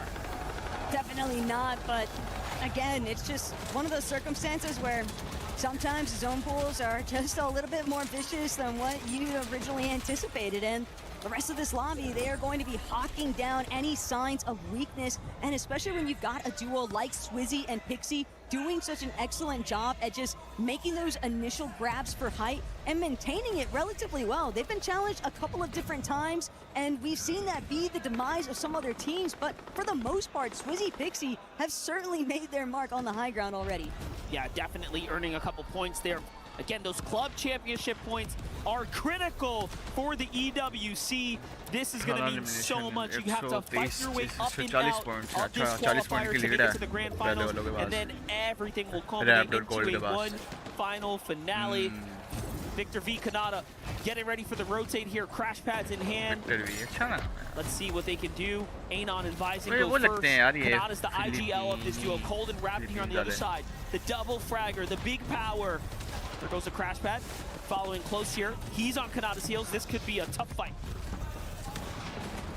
Kanata though, Yeah, definitely wary of the fact that they've got at least a handful of teams surrounding them, but for the most part, still control of that frontside position. Meanwhile, Sky, Scroll, maybe have to get it at the mud a little bit here. In a bit of a tough spot. can tell that they want to start making a little bit of an opening sequence, but it's just not really being provided to them. A little bit too much action. And they don't want to find themselves on the receiving end of it as Swizzy picks the tempting loot pile, but that was the intention all along. The Traps going to net a little bit of damage, but no knock just yet. Still, you have to be very cautious about seeing those little loot piles roaming about. Yeah, this is a big time right now for Panzer and Japko, the GK duo. They've already earned a little bit of points here. Bolt in A corner, eyeing up that suspicious metal box down low, trying to wait for that duo to move. It was Kanata Victor B. Off they go. Bolt in A corner, goes to the outskirts here. They position themselves pretty well right now. They're just trying to make sure they don't get cut off here. A corner, of course, one of the smartest to do it. Meanwhile, high ground. Cold, rapid, all the time in the world here. There goes the Shockwave. Off they go to the front side. Havocs, Swizzy, and Pixie still playing high to mid-ground layer. Too early to really commit to high ground. Cold and rapid jump down a little bit. Bit of an awkward transition now because Cold Rapid recognizing the fact that Anon applying a little bit of pressure from behind, but still they do have a leading spot, so that's going to be for Anon to try and break through with Momsy sky jump. They got tagged up a bit there from Cold before Rapid made that rotate, so they will be forced to take a little bit of a pause and heal. Yamzo, Josh from Team Elite is down and out. Bolts, Acorn from Twisted Minds, down and out. That's 5th and 8th place now. This is going to change the standings, and we should have a crunch on the points for Pixie, for Swizzy. This is a very, very nice find as they'll be able to gap themselves ahead of the competition. And it's really interesting. Pixie and Swizzy are identifying themselves as the high ground duo of this group stage right now, continuing to play for these dominant positions, and they're not afraid. They're not afraid to go early and ride it out to the end. They are committing so much, so early on, but when you're able to get these stronghold positions, and everyone else is kind of just forced into more congested layers. Momsy making the attempt, but he's just not going to be able to actually connect, so Pixie and Swizzy continue to be uncontested on high. Kanata and Victor B, though, starting to get a little bit of momentum building, but they still have so much room to actually break through before the placement points really start to factor in here. Demish Darm finding a 4th elimination here, and they know every single one of these points counts. Right here, right now for this game, start earning placement points or you will be set behind. Salco's going to be the next duo to fall there. He's down and out. Cold and Rapid still playing that mid layer. They haven't quite gotten the refresher though. Notice that Cold is starting to gas out on material. Meanwhile, Pixie, Swizzy, the early high ground take proved to be a smart move. He still has 5 missiles in the rocket launcher. Down low, our friend Solo, sky jump in the game, jumping base to base, takes down Gold. क्या pump मारी है यार भाई W winners are down, one's out. What more can he do? Big W, bhai, big W. Skyjump just continues to find the perfect openings, the perfect delays from the rest of the lobby, but now Sky Scroll continuing to try and seek out even more refreshes. They're going to need every single bit of material they can get. Scroll's going to lose a lot of his shield. Scroll is going to be out of his Sky eliminated. Also, Knight and Gone immediately follow. This leaderboard is all due for That is so bad for AGAL. They fall and slow down Havoc and Swizzy on top. Sexy knockout. More and more elims, and they're doing it in a cinematic fashion. Look at that, Team Joe go down low, getting the pressure here from Swizzy and Pixie. This is now a top 6 duo situation. Kanata by himself, 5 elims earned with this duo. But what more can he do? Yasin here is a team that's very hurt. He ends up following up. Another elim for him there. Oatly and Jogo fall down with Spooks down below. Meanwhile, Cold and Rapid, 9 elims. They are so far and wide ahead of the competition. It's impressive. And they know that they've got a solo right behind them, and it's Kanata. He's not the only one, though. Pixie, Swizzy, and with the RPGs, this pressure is so much to contend with. Cold's not going to be able to overcome it. Pixie and Swizzy just making it look all too easy here in Game 3. Cold, calm, cool, collected. They do it once again.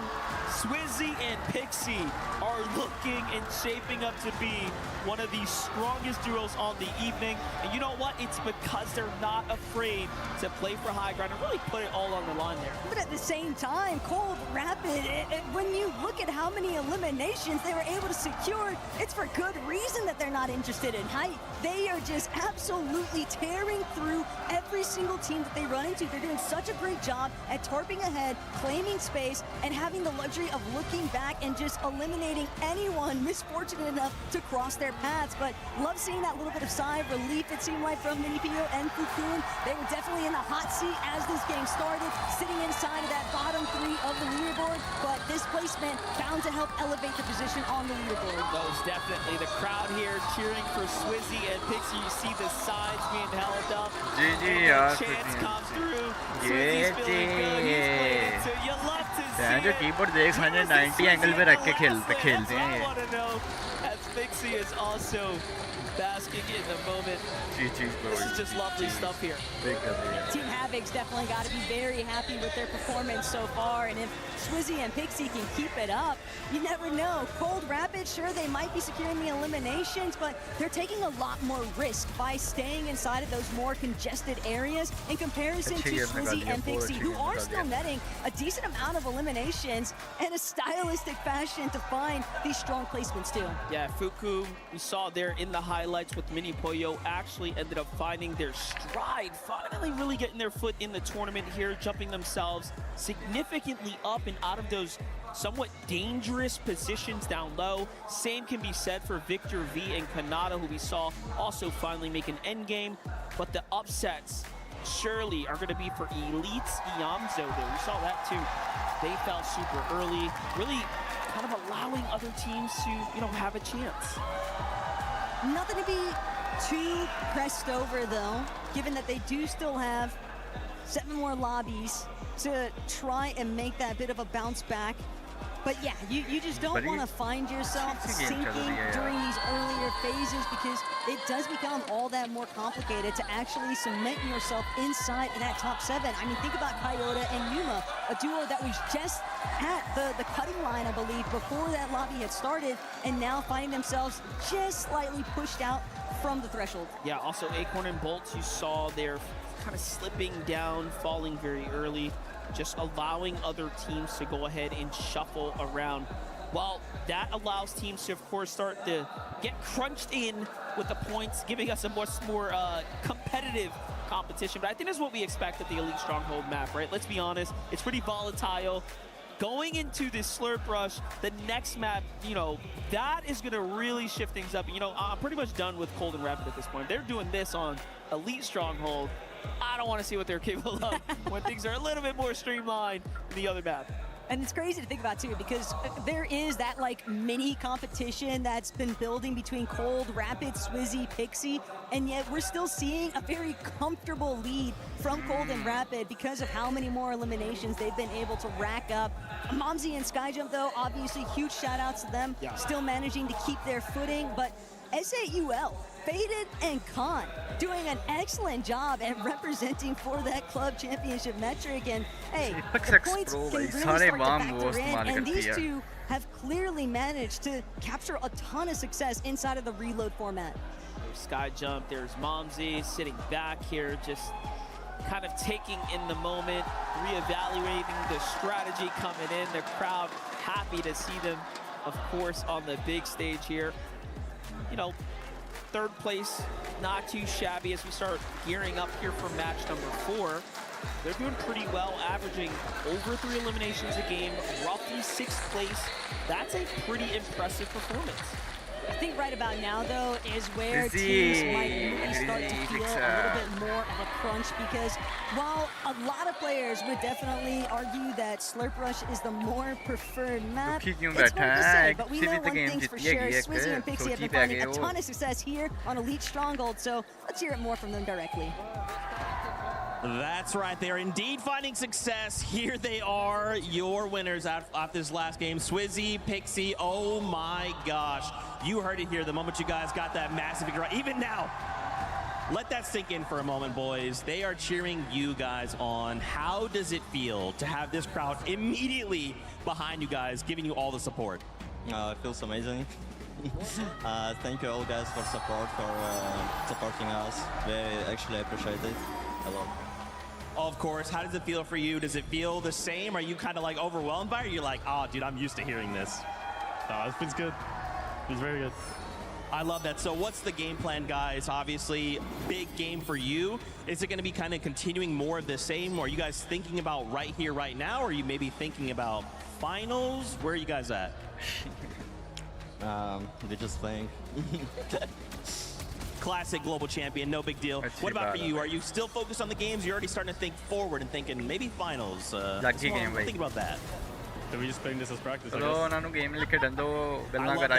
Obviously, with the competition, this being Group B, is there any duos you guys are looking around? You're thinking, man, I kind of would love to take a fight with them, or are you guys not even worried about any other duos?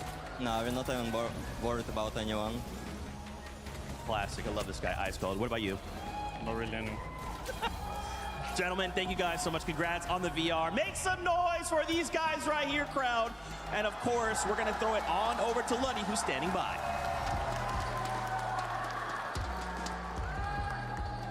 And I'm here with Skyjump and Mumsy. Guys, congratulations. I'm going to ask them some French questions, of course, because we're in front of a French audience, but don't worry, I'm going to translate for you. Première question. Bon, ça s'est plutôt bien passé. On dit souvent que pour un tournoi, il faut faire une bonne entrée en matière. Première game, top 1. Comment est-ce que tu te sens après cette première game? On va réussir la première game qui est souvent la plus difficile. C'est toujours un bon moyen de rentrer dans le tournoi, surtout que c'est 10 parties, donc c'est pas une course, c'est un marathon, faut gagner d'autres games. So of course, winning the first map, I asked him how he feel about winning the first map because, of course, in a tournament like that, you have to be big at the beginning. He say it is the hardest game to win, so we're really happy to do it. But it's a marathon. We know we have other game to win, but it was a good way to start the tournament. Was a question for you, Mamsi. So how are you doing now? Like in front of the French crowd, what is the feeling? Like you heard them when you make this victoire royale in the first games. How it is to play in front of the crowd? Do you like it, or you are a little bit under pressure? Donc la question que je te pose, c'est vous avez gagné, tu as entendu le public exploser, je pense en même temps que vous quand vous avez pop-off. C'est plutôt stressant, plutôt ça te fait plaisir. C'est quoi le ressenti de jouer devant un public français? Franchement, au début, c'était un peu stressant quand je venais de rentrer. Après, passer les 5 premières minutes, directement, t'es dedans. Et dès qu'on a top 1, je chantais que voilà, c'était pour nous, quoi. Of course, at the beginning, it was a little bit intimidating when we entered the stage because there was so much noise. But after 5 minutes on the game, and I just get to hit a lot of people, and I was like, I can feel when we have this first win, it is for us, and basically we own this. So, guys, last question, maybe like, do you want to say something to the French crowd? Do you have like a message for them? Est-ce que tu as un petit message à passer à tous les fans français, que ce soit sur les streams ou aussi sur place, qui sont venus pour vous encourager? En vrai, continuez, le support, ça aide beaucoup, en vrai, les joueurs, les messages, etc. Continuez à faire du bruit et on va essayer de win pour vous. He say, guys, continue. The message, the support you have for us is kind of insane, and every message you send on social media is helping a lot. So thank you. We're gonna do it for us, but we're gonna do it for you as well. Merci beaucoup, les gars. Bonne chance pour vos games. Good luck for your games, guys. Have a good run, and hopefully you will make it to the top 7 for qualify. Back to you guys.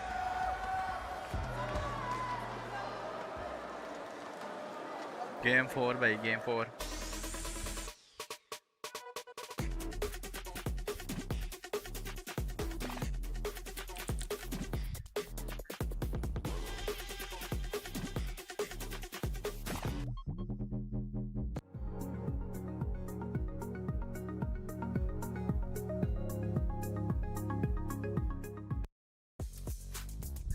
To check in with Trav because you've got some CC updates over in Crossfire. Who's in, who's out, what's going on? Well, at the moment, it's Na'Vi, Vitality, and AGL who have made it to the top 8. The quarterfinals have just started now, and we'll play through them all today. So we'll see if any of them manage to get to the semifinals. But even bigger news for the teams who are out. Team Falcons is one of them, which is absolutely huge for the club championship. Obviously, they've now managed to put themselves 300 points ahead again, thanks to getting the top 8 in CS2. But here in Crossfire, they're out of the competition, and AGL are powering on. I will say, it seems to me like AGL need a big win here, otherwise they're not going to win the club championship anyway. And in the first game in the quarterfinal, they are currently down. So still some work to be done, but AGL need to really power on now. I mean, they are the defending champs here, so they still could definitely mount a comeback. We'll have to see if they're able to do that. We'll check in back later on in the day and see how everything plays out. Thank you, Glitter and Trav, for that club championship update. Trav was talking about AGL. Don't worry, we'll get a chance to talk about AGL here as we're back with none other than Levin, Kelly, Vivid, the 7WG. Well, let's talk about that last match because it was Suisi and Pixie being able to get the win.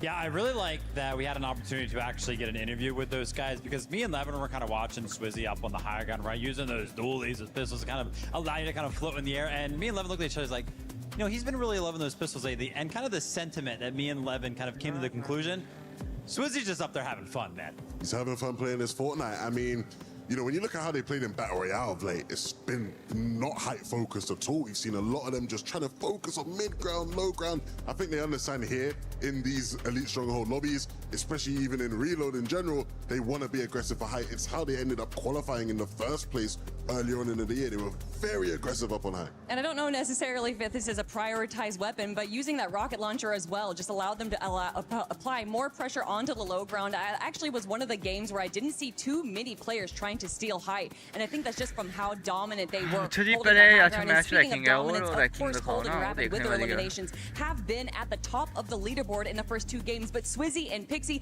have finally stole that away, Seven. Yeah, Cold and Rapid being able to just stay towards the top of the leaderboard too without a victory royale yet. Levin, what are you pointing out over there towards the match ranking? Well, it's just the match ranking. It's not the overall ranking. It's not the overall ranking. It's not the overall ranking. But you know, I think especially in the case of Cold and Rapid, they're going to be way up there, right? Because they just keep having these really strong games. Yeah, if I'm not mistaken, actually, Cold and Rapid are in first place. That's why I was a little bit surprised to see there, and a lot of that is just due to how many eliminations they have.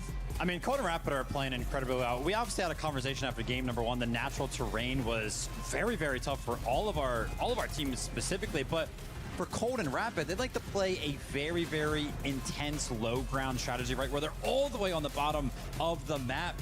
Similar situation here in game number 3 where natural terrain kind of pulled on top of a hill, but every single time they are managing to get themselves up ahead of all of their teams. Like, how are you the team that is playing at the absolute bottom, but you're still making it? You're still the first team to actually make it on top of these natural terrains to actually go ahead and clutch up these incredible placements. I think the beauty is when you're Rapid and you are playing with quite literally the best mid and low ground fragger of all time, yeah, it's pretty straightforward. Just sit on mid ground, let him get a bunch of limbs for you. You're always just going to be able to tarp ahead and make sure you're in a good position to stay in the priority position. They're being so successful at it that actually in game number 1, we saw that Cold and Rapid tried to go for height just a little bit, but they're like, no, this isn't for us. But even that opportunity, they didn't falter. They were able to kind of go for it, and they're like, no, we're going to stick to the mid and low ground there. So they just can obviously win from any angle.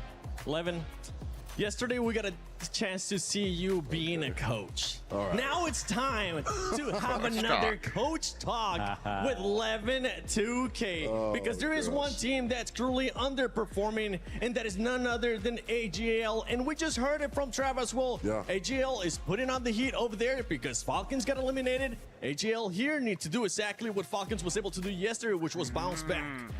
That's true. That's true. Okay, thankfully, you picked a team I like. I was going to say, actually, I just will rescind my coaching offer. I don't want it anymore. But in the case of Sky and Scroll, everything you've done this year has led to this moment. You've climbed the mountaintop in EU twice. You've been the most consistent team. Many people think you are one of the best duos to ever live. But it has to be here in Reload. You have to showcase it across the range of the modes. We believe in you. I believe in you. I don't want to put too much pressure on you. Forget the noise of the AGL Club Championships for just a moment and remember who you are. The best duo in the world. Right. Shivers. Come on here. Come on here. Simple. We'll just... And now let's see though. Because obviously, after yesterday, Peter Bond pointed on a masterclass. I had people at me on socials like, oh, thank you, Levin, so much, man. I mean, Peter Boyle needed that. I'm like, all right, guys. Let's see if Sky and Scroll can step it up now. Well, luckily for us and luckily for you too, after that coach talk, we still have 7 more games to go. But let's take a look at the overall. As Twisted Cold and Twisted Rapid are currently in that first place because of what you were saying, Kelly, earlier. Those eliminations are coming out. I mean, we've seen them from the start. As soon as they're going off spawn, they're getting at least 2-3 eliminations every single time. And I think game 2 was a little bit more passive, but still able to grab a handful of eliminations. And then in that last game, 10 eliminations for them. And they didn't even get second place. I think they ended up that game in 3rd. But for me, Vivid, what really is shocking me about this leaderboard right now is how many smaller regions we have represented in our top 10 right now. We got Oatly, we got Yuma, we got Gone, we got so many players. I just was not expecting to see this so early. I mean, you want to talk about smaller regions. Levin, I think you might have something to say about this one, right? NA West, quote unquote, Canada and Victor V up there in the top 7. So good to see them have a good game 3 to make sure that they kind of stay in contention. Would love to see Acorn and Bolts kind of join the ranks because this top 7 right now, pretty EU heavy. I mean, the whole tournament's been EU heavy, guys. I don't know if you've been paying attention. I mean... Hold on. Let's wait till we get to finals, all right? Yeah, all right. I mean, I think we will have a great final for sure. It's going to be filled with a lot of the best EU teams. Well, we do get to see a little bit of Brazil there with Furia being able to get at least one victory. I know you were heavy on Brazil yesterday. Let's see what's going to happen with them today. No, I'm really impressed by Gon, right? Gon in particular is a player who I've been a big fan of since obviously he played at Globals in 2024. Kelly, we were talking a lot coming into this competition. I said my team from the Brazil region was Leo and Romero. You said you had, Gon, and I feel like both of them are impressing so far. And this is something that's honestly often talked about of how Brazil is, we call these all like smaller regions that aren't EU or NAC, but Brazil has to be the best region out of the smaller regions. And time again, they try to prove themselves as one of the big ones. That being said, though, take a look at this second page, right? You're like, oh my gosh, like Josh and Iamzo, a team that is so good. How are they in 14th place? To be fair, right, if you take a look at 5th place has 97 points. So the difference right now between 5th and that 14th spot location is actually just 23 points. So we are still very, very close. Of course, we haven't played that much Fortnite yet today, but do not be worried if you see some of your favorite teams kind of on that second page or further down the leaderboard than you might think. Still a lot of Fortnite to be played. Yo, we just saw Fu and Mini Pio actually being able to bounce back too after those first awful 2 games, because we gotta call it how it is. Those first 2 games were awful, but they were able to secure at least a 4th place here in this last one. It is better late than never. I don't care if it was off on the first 2 games. The fact that they were able to get 2nd place against the likes of Cold and Rapid that got 3rd place in that game, that to me means so much more than having our first 2 good games. Yeah, and I'm glad they actually just celebrated, right? We got all these EU players who are just like, yeah, nah, winning's just like, well, man, I ain't got to celebrate a win. These guys come forth and they're like, yeah, bro, like, let's do it. Again, a team who their vibes are immaculate. Mini P, I feel like every time he's at these lands, he's always just so grateful to be a part of it, right? He always exudes that type of energy, and you really feel it here. Like, even in that game, Levin, we were watching the reactions after the game, and it's like Swizzy and Pixie won, and they were just like, oh, yeah, whatever, you know what I mean? Just stone cold. Yeah, just do some free builds or whatever. And then Mini Poyo and Fu, they were the ones that are excited. They were the ones that were kind of getting emotional there because they picked up that 2nd place. So just incredible stuff to kind of see them on the stage doing well. All right, we got a chance to get a coach talk earlier, but now it's time to do our pick'ems, and you can do your pick'ems at home too. Don't forget that you can go to the EWC Play app and put in your pick'ems, put in your predictions, and I'm gonna put y'all on the spot. And the one we're gonna be going with is none other than AGL, because they were in 17th place there, and it's a team that needs to bounce back. So after that coach talk, Levin, where do you have them finishing in the next match? Ooh, in the next match, I think we're gonna see a top 3 from them. And I think we'll see a top 3 on the day still. I think they won't quite, burst their way into 1st place, but I think I could see them still finishing 3rd. Kelly? I'm gonna say 5th place for this game, but this is the start of the change. We're gonna see them climb up to 2nd place at the end of the day. Listen, I think it'd be a little bit too obvious, right? The theme that we saw yesterday, P Brown and Poyo, they were like in 17th place, and then it was after the 3rd game where they really started to heat things up. I think Sky and Scroll, I think they're going to need a couple of more games, man. I think in this next game, I think they're going to get like 11. Oh, a stinker. A stinker. You don't believe in the coach talk from Levin? You know what, Levin? I have full belief in your talk. And I think more people are going to be adding you on social media and using the hashtag EWC and hashtag EWC26, because that team, I have them winning the next game. But that's just my thoughts. That's just my pick'ems. Let's see what MBF and Taco got. You want to put y'all on this spot. What is AGL going to finish on in this next match?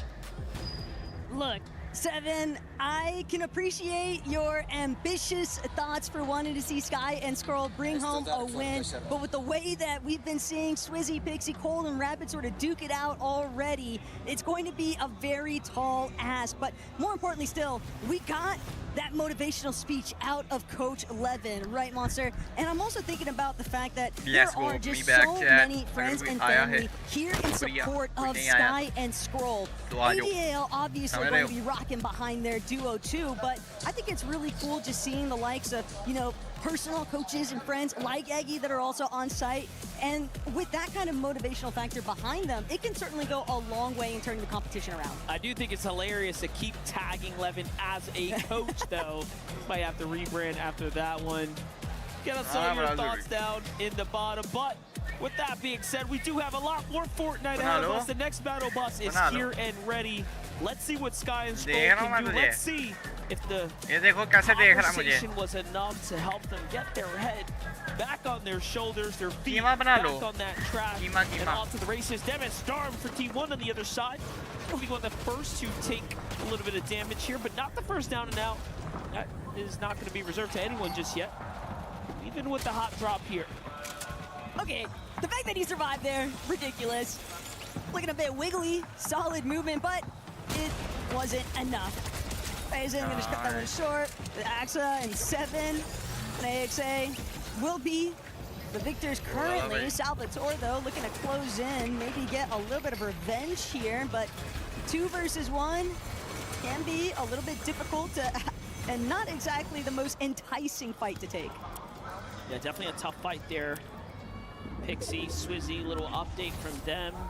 Slow start to the early game. Chisel Cubes, for the first time, actually being somewhat contested in Pixie and Swizzy, not looking to do a split drop at all.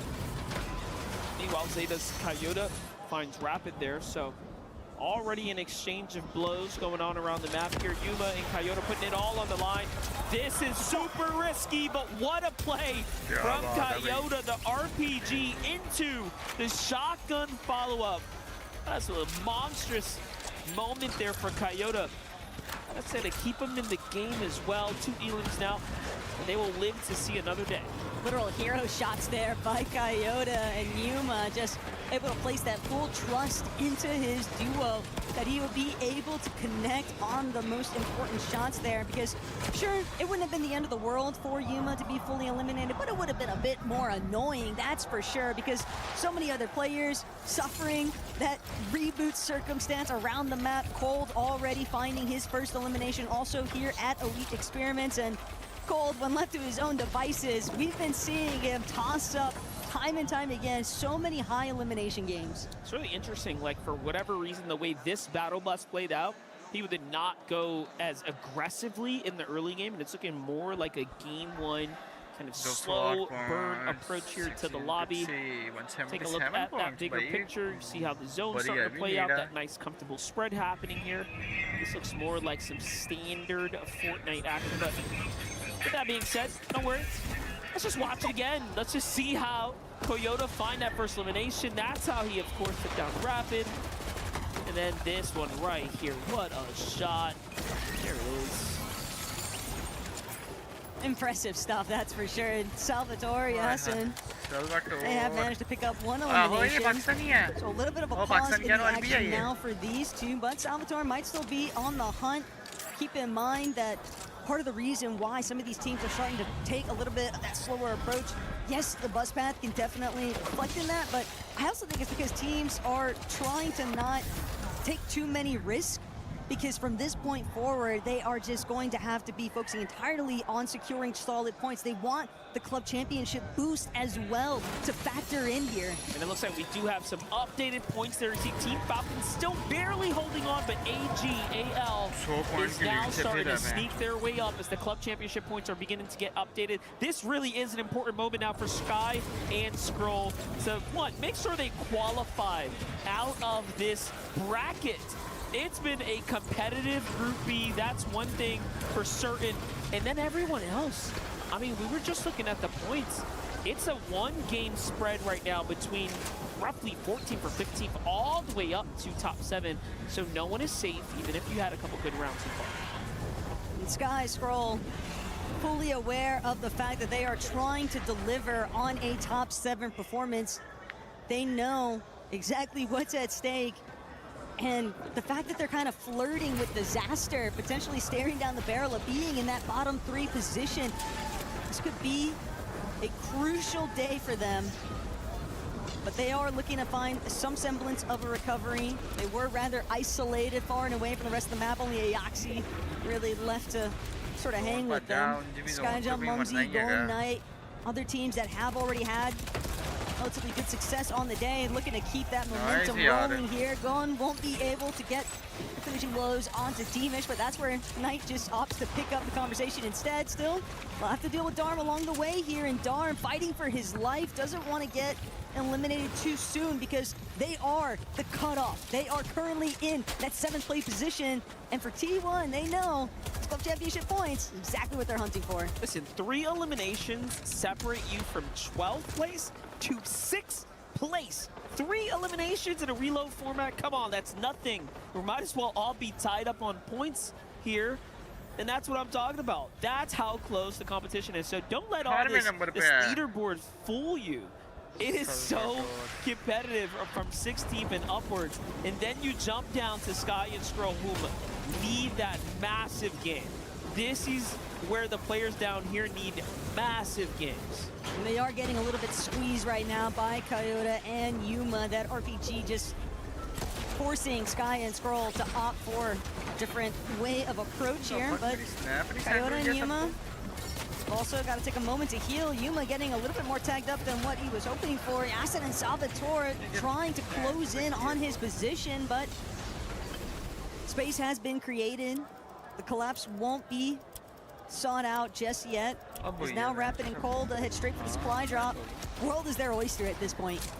Yeah, definitely, as they're now fighting for the airdrop here. It's actually really nice. 4 eliminations for Cold and Rapid. I mean, they're so far ahead of the competition. It is just gross to watch at this point. They make the lobby look easy. Well, hey, we know Shark and TD obviously are going to have their work cut out for them, as we are seeing some real light shine through. Take a look here. We get an update with Victor v. Kanata, 97 points here, 6th place on the overall standing. They were in 5th when this all started, but no eliminations earned just yet. Again, just a few eliminations separate them from the rest of the pack. Really got to watch every step you take, even when you are in these more far and away spots on the map and no one's nearby just yet. It can all just change at a moment's notice. But Sky and Scroll looking to get a little bit more active here against Aoxy and Jojo Fishy. All the way far south on the fringe of Elite Armory. Jojo Fishy doing what he can to try and stay standing here, but Sky and Scroll are relentless. They desperately need to start factoring in some points, and every little bit counts. The knock is going to be secure, the elimination's going to fall through here, and now it's down to whether or not Sky and Scroll can really just manage to keep securing additional eliminations and a nice endgame run as a pair. As that Elim went through for Sky and Scroll, it looked like Cold in the feed actually took out Aoxy. So like you said, that's the full elimination. You know what? I just want to give a little bit of shouts and a little bit of credit to them. This is their first LAN event, right? So Aoxy's got a big smile on his face. Jojo looks a little timid, a little nervous. But unfortunately, he's not going to be smiling after that. When they get put on ice, they can still make a return, though, in the tournament, of course, as we have a lot of games in front of us, right? So don't feel like, you know, it's over just yet. But still, at the end of the day, you got to perform to the best of your abilities if you don't want to get your keys crushed here at the EWC 26. Furia, 916 is gone. Furia's Knight looking to earn more points for their team. At the Peerless Pier, I actually like this. They pulled a zone over this way. They're going to get situated early, and that's a good spot to be in. And what's also impressive is that when you think about how that very first lobby for going to Knight, and they were just kind of going through the blender, getting chased down nonstop, and ever since they found that Victory Royale recovery point, and in a very similar fashion to having a very unsuccessful early game, it just seems to give them all new kind of confidence, and they're just not suffering from the same sort of aggressive factors that they initially struggled with. And maybe that could be the turnaround for Sky and Scroll also. If they could just make it through towards at least 10th, 11th zone as a pair, that might just be the catalyst to really remind them of who they are and their true potential. Yeah, I think the real problem is teams were not falling. I mean, we had a moment where there were so many teams alive, even if they were just fractured down to solos, and that just means you're not going to earn those placement points. I think it's around like 16th or 14th where it really starts to, you know, add up, but even then, things are really difficult. Well, taking a look at the bigger picture here. Again, there are already 2 duos fully finished there. You can see from the overall wide picture there. Jumping to the new zone, though. Congestion starting to take place here. Team Furia looking to get into a fight. They are 5th place in the overall leaderboard at the moment. Truly representing for Furia. But still, they are, I'd say, gapped away, right? They need that big game to kind of get in the more cushion kind of room. They can kind of ease up a little bit, but that's what happens when you can win a round. And to be fair, only a few more teams need to actually go down before those placement points start factoring in. Sure, it might be slim at only 3, 4, 15th and onwards, but it starts to accrue. It really starts to mount up here, and Sky, Scroll, fully aware of the fact that all eyes are on them in today's competition. But obviously, with the club championship picture overall, it is a team effort. So they know that if they're able to just kind of deliver it on the Fortnite front, it could go a long ways overall for Week 7 EWC. Well, the speech from Levin. We're getting towards that end game. This is where we'll see if the words of encouragement, the words of support from the fans and the coaches alike are gonna come through. Yuma, Coyote have the most interesting position here in this end game. That countdown is starting to happen here. Reboots are no longer active here, and now Swizzy and Pixie get the most primed opportunity to open fire onto Darm. Darm's out. Demis is right behind him, and there it is. Reboots are disabled. Scroll is the one who gets the elimination credit with Sky. That's going to be a full teammate taken out. Wow, that was a big delivery, though, for Sky and Scroll. Anything that they might have been missing or hurting for, T-Vision and Darm just handed right over, and it's partially due to some of that pressure coming out of Swizzy and Pixie, but hey, sometimes you're just in the middle, sandwiched between teams that are ready to just find those opening shots here. And for Sky and Scroll, 4 eliminations. They're starting to pick up the pace here. Signs of life towards the front side of zone. And look, I don't want to get ahead of myself, MDF, but it's this is the Sky and Scroll. It's looking good. You can say it. You can say it. It's looking good. It's actually looking too good at this point in time. I don't know if I like it too much, as AGAL have so much pressure on them. But Mobsy on the other side looking pretty well here. Sky Scroll continuing to keep the pressure up, this time onto the French duo Mobsy. And of course, Sky jumped there, end up pushing them down. See in the distance, again, still all of the notable names still up and running. Zone number 7 now is going to start officially closing here shortly. And this is where things get really difficult. This is where they haven't been able to put the pieces together, but so far it's been the strongest game that we've seen from them. I like the way, though, that Sky and Scroll were just so adamantly scanning the teams on the higher layers. It's obvious that they're going to have to start to make their next move, and they're going to continue to kind of wrap around the edge of zone. They want to try and secure another frontside position towards that ultimate low ground. It's where they feel the most comfortable, and they know that there's going to be a lot of familiarity if they're able to control that part of the zone. But obviously, Coyote, Yuma, way up above, starting to have a little bit of shakiness, but nothing too hard just yet that they can't contend with. And they'll actually make their next move towards the front side. Thought for a moment that they might have been softly chopped, but a little bit too based up, too secure. Yeah, no, it was Team shockwaving past, almost hitting him with that mammoth pistol on the way by, but the tags didn't quite connect there. Meanwhile, GK's Japco ends up going down. We'll keep eyes on Zeta up top. That's an exciting duo, of course. But you still have Coyote here looking to defend it. Sky and Scroll go for the super pad up to the top. This could be their moment to seize height or just buy themselves some time and earn a little more points. Swizzy, though, from that last game victory, now having to play this one out by himself. From one champion to another, he's in a tough spot here. 200 mats left, 100 mats left. Things are starting to thin out. Things are starting to look bad for them. Pressure coming in from all angles here from Momsy and Skyjump. And what a terrible zone pull. My gosh, it's going into the water. I hope you brought your swimsuit and your vest, because this one was so uncalled for.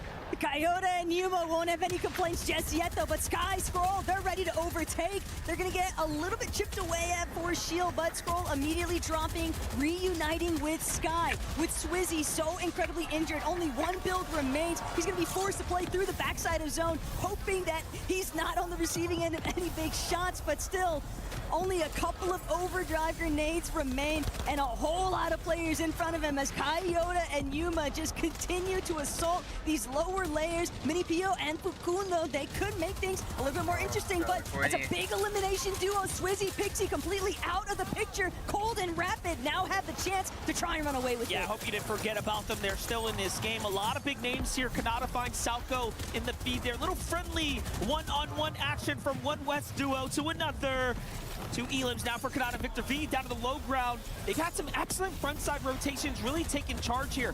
Look at Kanata making the calls as Victor's here to back him up. Meanwhile, up top, the full connection has come through. The picture coming together. This is looking like Coyote and Yuma's game to win. Talk about throwing your way back into the competition. We said it before. It is so close at the kind of bubble area here for the qualification positioning. Meanwhile, Gone falls, Knight falls. They're done and out. Fukuna and Mini Pollo. What can they do here? They're trying to stay alive. SAUL faded, still in the game. Little big tags coming in though. It's going back and forth here. They're all out of gas though. Faded goes down. Khan now is left by himself. Yeah, you can tell these players are just running on fumes right now. And Khan, what more has he got left in the tank? Trying to see if he can keep it pushing, but with Momsy Skyjump racking up elimination, but Momsy taken out, loses track of what's taking place right behind him, and Sky, unfortunately, will be forced to try and contend through the rest of this mess all by his lonesome, still picking up the pieces after the fact. Elimination onto Salvatore. The Siphon gonna buy him a little bit more time, but he's running out of builds at a rapid rate, and no puns intended because Cold and Rapid are running this lobby down. That was big, and they just took down Victor V as well. 9 duos remaining here in the game. Couple solos kind of in the mix. Iamzo is one of those solos. No points earned on the eliminations just yet, but he's got decisions to make here. You have Spooks, Oatly putting pressure from up top. Shots are coming in. He gives up the layer, and he's just trying to survive here and go the distance. You blinked, and you missed it, though. Cold catches Kanata with a monstrous shot to keep him in the game now inside the top 8. But Cold, will he even have a chance to try and restore some of his shields? He's just got to try and conceal his positioning for the time being. Spooks and Oatly still relatively healthy up above him, but Coyote and Yuma just haven't had anyone left to challenge them. They are way overhead, where everybody else in this lobby is currently sitting. Acorn and Bolts directly underneath. Spooks and Oatly still trying to get the job done, but with Coyote and Yuma just so solid far and away from the rest of the competition, the players are going to thin the lobby out for them. This is actually insane, because if you think about it, coming in since Oatly and Spooks were in 8th place, Coyote and Yuma were in 9th place, Sky and Scroll, well, they were out of the tournament altogether, and now Sky is still going. 2 elims for him back-to-back. Can he get a third? Doesn't matter. Top 5, though, is an excellent spot to be in. Oatly is playing so well himself. That's his 3rd elim in the endgame. Meanwhile, Acorn Bolts actually finding their footing down in the ultimate low ground. And Coyote and Zuma have finally given up that height. They're coming down for the win. Finally, Skyjump's gonna get scouted out, but Coyote and Yuma, all they need is just to find where Bolts is at. It's going to be a little bit of a heel-off showdown here now, but Bolts realizes he doesn't have any left. Yuma was trying to wait it out, but Bolts, what great awareness there. Immediately capitalizing on the opportunity. Strong victory royale for some of NA's best. Not only that, Both of those duos were in that sickness territory. You saw the HP falling super quickly. Nice, Bolts recognized it immediately, cancels the medkit, says, I gotta go for this. I can't stay here. And that was the difference maker for him. Still a really strong showing, though, from Yuma and Coyote. Maybe mildly disappointed because they really looked like they were setting up for the perfect victory royale. But it's just so many points to accrue. And when you think about how many teams inside of that top 5 even were already being eliminated so early on, outside of Cold and Rapid, but more importantly still, AGAL, a little bit of relief, because it might have been Sky as a solo, but it was still a top 5. Look at Oatly cook as well. There's a shot from Bolts. You love to see it. Also afterwards, he was trolling, trying to act serious, but he was actually having a good time. He then loosened up there. Here's Victor V after that game. A big round for them nonetheless. They were relatively consistent. And you know what? I gotta say, I think the Levin speech was overall a huge success. I don't know if it was just meant to be, but Sky and Scroll definitely showed us a little bit of life. We threw them a lifeline, and they got pulled out from being deep in the water there. They're somewhat in the competition now, right? They're not down there in that 30-point range. We're just like scratching our heads saying, hey, what's going on? It's just crazy, though, when you really boil it all down, because one solid endgame placement and a handful of eliminations really is enough to just leapfrog your way on the leaderboard. And sure, while they're not within that top 7 threshold just yet, they are still so much closer. And if they can keep finding those kinds of deliveries for overall point buildups, that's just going to put them in an excellent spot. But obviously, we've got another match to go before we reach the true halfway point on the day. So make sure to get a couple of refreshments, and we'll be right back.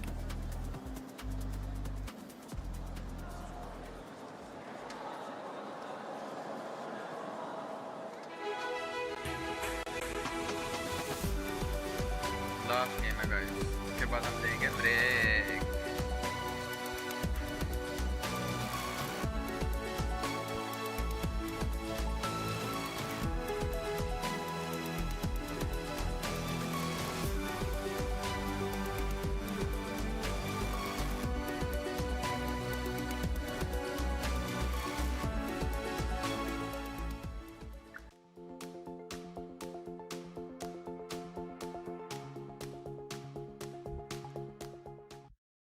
Josh Riley is one of 2026's biggest new talents, and the Reload Elite Series qualifiers were his calling card. In late 2024, unknown player Josh first turned heads beating Clicks in a 1v1 to win a gaming PC. Now 2 years on, he's going head to head with the biggest Fortnite players in the world. That moment was like the best moment of my career, I'd say. Like, I was playing on laptop for like 2 years and like 300 earned. And like whenever I beat him, that was like one of the happiest moments of my life. I think it definitely helped me with like brand and like my story. But I think eventually I would have gotten that good, but it like definitely sped it up because I wouldn't have gotten a PC. So in less than a year as a competitive Fortnite player, Josh has qualified for 3 FNCS Grand Finals. But the Reload Elite Series qualifiers are his biggest achievement yet. That's a big shot, but Josh is that much bigger. They take the game out of their hands. It was a trial by fire, but Josh and teammate Iamzo rose to the challenge, taking second in 2 stacked NA Central lobbies to qualify for Paris. We were playing for the quad of this. We were in last game. We got a shockwave launcher. We were like 4th place, so in the qual. We shockwave launched Kanata into the air, who was in like 5th place, and we beat him. That kind of guaranteed our qual, and it was just like, yeah, I was really excited. Side angle, shockwave coming out from Josh, sends Rapid packing. For Josh, the Reload Championship is the biggest stage of his competitive career, an opportunity to show the world what they glimpsed during the qualifiers. It'd just be a great experience, you know, like playing in Esports World Cup. Like, if I'm uncontested, I want to get like top 3, but if I'm contested, like I think we can like pull it top 10. I'd be happy with that. On the hunt for his first title, all eyes will be on Josh to see if he can deliver when it matters most.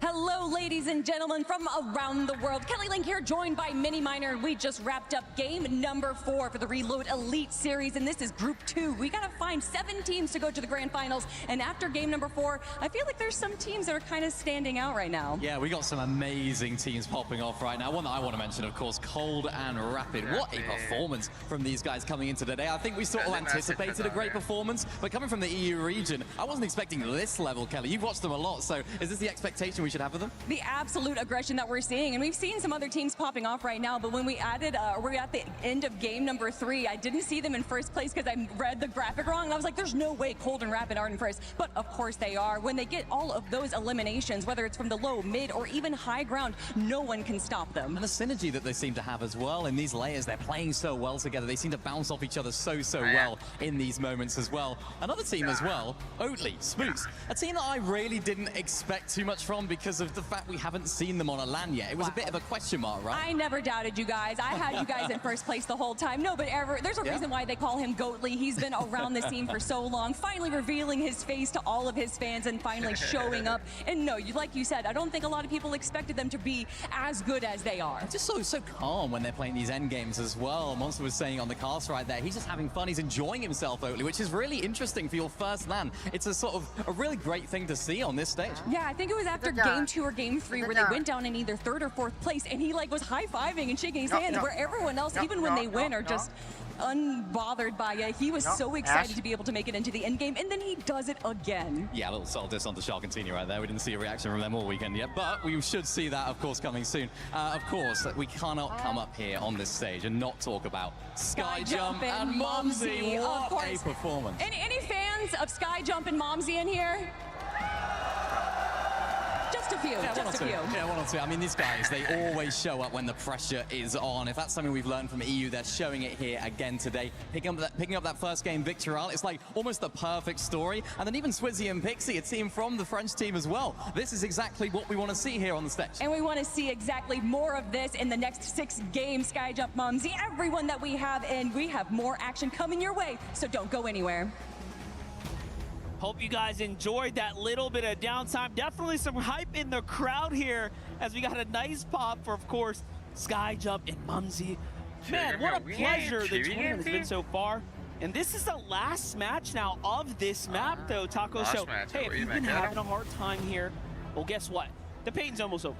But look, it's been such a ping-pong effect on the leaderboard in terms of where the top 7 cutoff is actually going to be held. Right now, we currently see it for Khan and Faded. Victor V, Kanata, just slightly pushed out from being inside of that top 7 threshold, but already so much of the club championship points, as well as just these leaderboard standings overall, shifting between every single lobby. There is practically no guarantees, even though we're approaching the halfway point, outside of the fact that Swizzy and Pixie for Team Havoc, and then obviously Cold and Rapid for Twisted Minds, having the performance of their lives here in Group B. Yeah, they definitely seem to be the shoe-in duos here, but hey, we know that stranger things have happened in the past, and it's gotten actually a lot closer, right? 2nd and 3rd place between Momsy and Skyjump are actually neck and neck, pretty much tied up on overall points, which is really interesting. Then you start looking down towards that bubble line, Acorn and Bolts, where they were pushed out because of one bad game. Now they're back in the conversation for the first time, though. Oatly and Spooks are inside that top 7. This is exciting here. Match number 5 of the Elite Stronghold is kicking off, and we're off to a hot start. Unfortunately, Joe goes. Spooks there couldn't quite get those points he was looking for. This has been the strength of this duo, is trusting in Spook's performance in the early game, but right now it's Salvatore who's like, wait a second, we need to get back in this tournament. And this is honestly kind of a nice little resurgence out of Salvatore and Yasin. The original starting point of the day, you know, they haven't been doing horribly by any means. Their worst placement being 11th, but you're just going to need to have a lot more top 5 consistency if you really want to consider yourself a little bit more safe. But they have been making headway in terms of getting closer and closer to that top 7 position. Yeah, most definitely. All things considering, they are flying back up. Here's a little update back to the Chisel Cube. Swizzy and Pixie have no longer been dropping aggressively. Now they're just kind of easing up here. They're like, all right, we got our lead. We just got to make end games, kind of keep doing what we're doing. and the rest should be history. Meanwhile, get to look at, again, a little bit of that start of the round here, what it means for VSN Salvatore and his duo. This is allowing them to really be inside the top 10 just after those couple of eliminations being secured there. Then they get another one onto Toyota right afterwards. So teams got to be careful not to be fully eliminated at this point. MHND finally earning themselves a little bit more points, given that they have had the toughest time this evening for the AHL club. Victor V, Kanata in an early fight here. Victor losing to Salvatore, but I don't blame him. Salvatore is just firing up right now as he is quite literally crashing on the lobby, playing absurdly well. Yeah, Salvatore, who are you feeling like? Because he is doing his own thing right now, but that was also kind of a rare miss out of Victor V. But Salvatore, he's not done just yet. MHND might just be next in line to be added to the count here. Salvatore hunting for his 6, and never mind, he might even be able to secure a 7 should he get the elimination onto MHND. Snow maybe even considering, should I even try and poke my head forward, gauge whether or not I can get a nice little shot in on Salvatore, but Salvatore just on his own kind of warpath. 6 eliminations, and he's not done. It's like he's living up to the name. Just popping off right now. 6 elims, putting his team on his back here. That is the type of hero's effort we need to see from players if you want to go straight to the finals. And look, now he is in contention at 9th place, just a singular point behind Victor V and Kanata there, jumping up to 16 overall active eliminations. Look, they tried to play the concise, calculated Fortnite, but they've been seeing what Cold and Rapid have been getting up to, and they decided, why not look to just handle our own affairs here?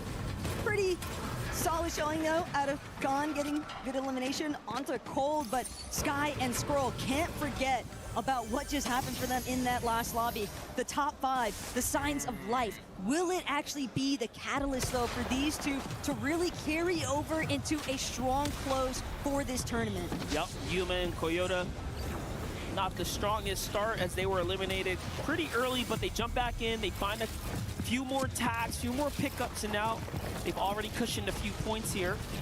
Let's take a look at how it was playing out from Yuma's perspective. He gets the teammate there of Salvatore. Salvatore not by himself.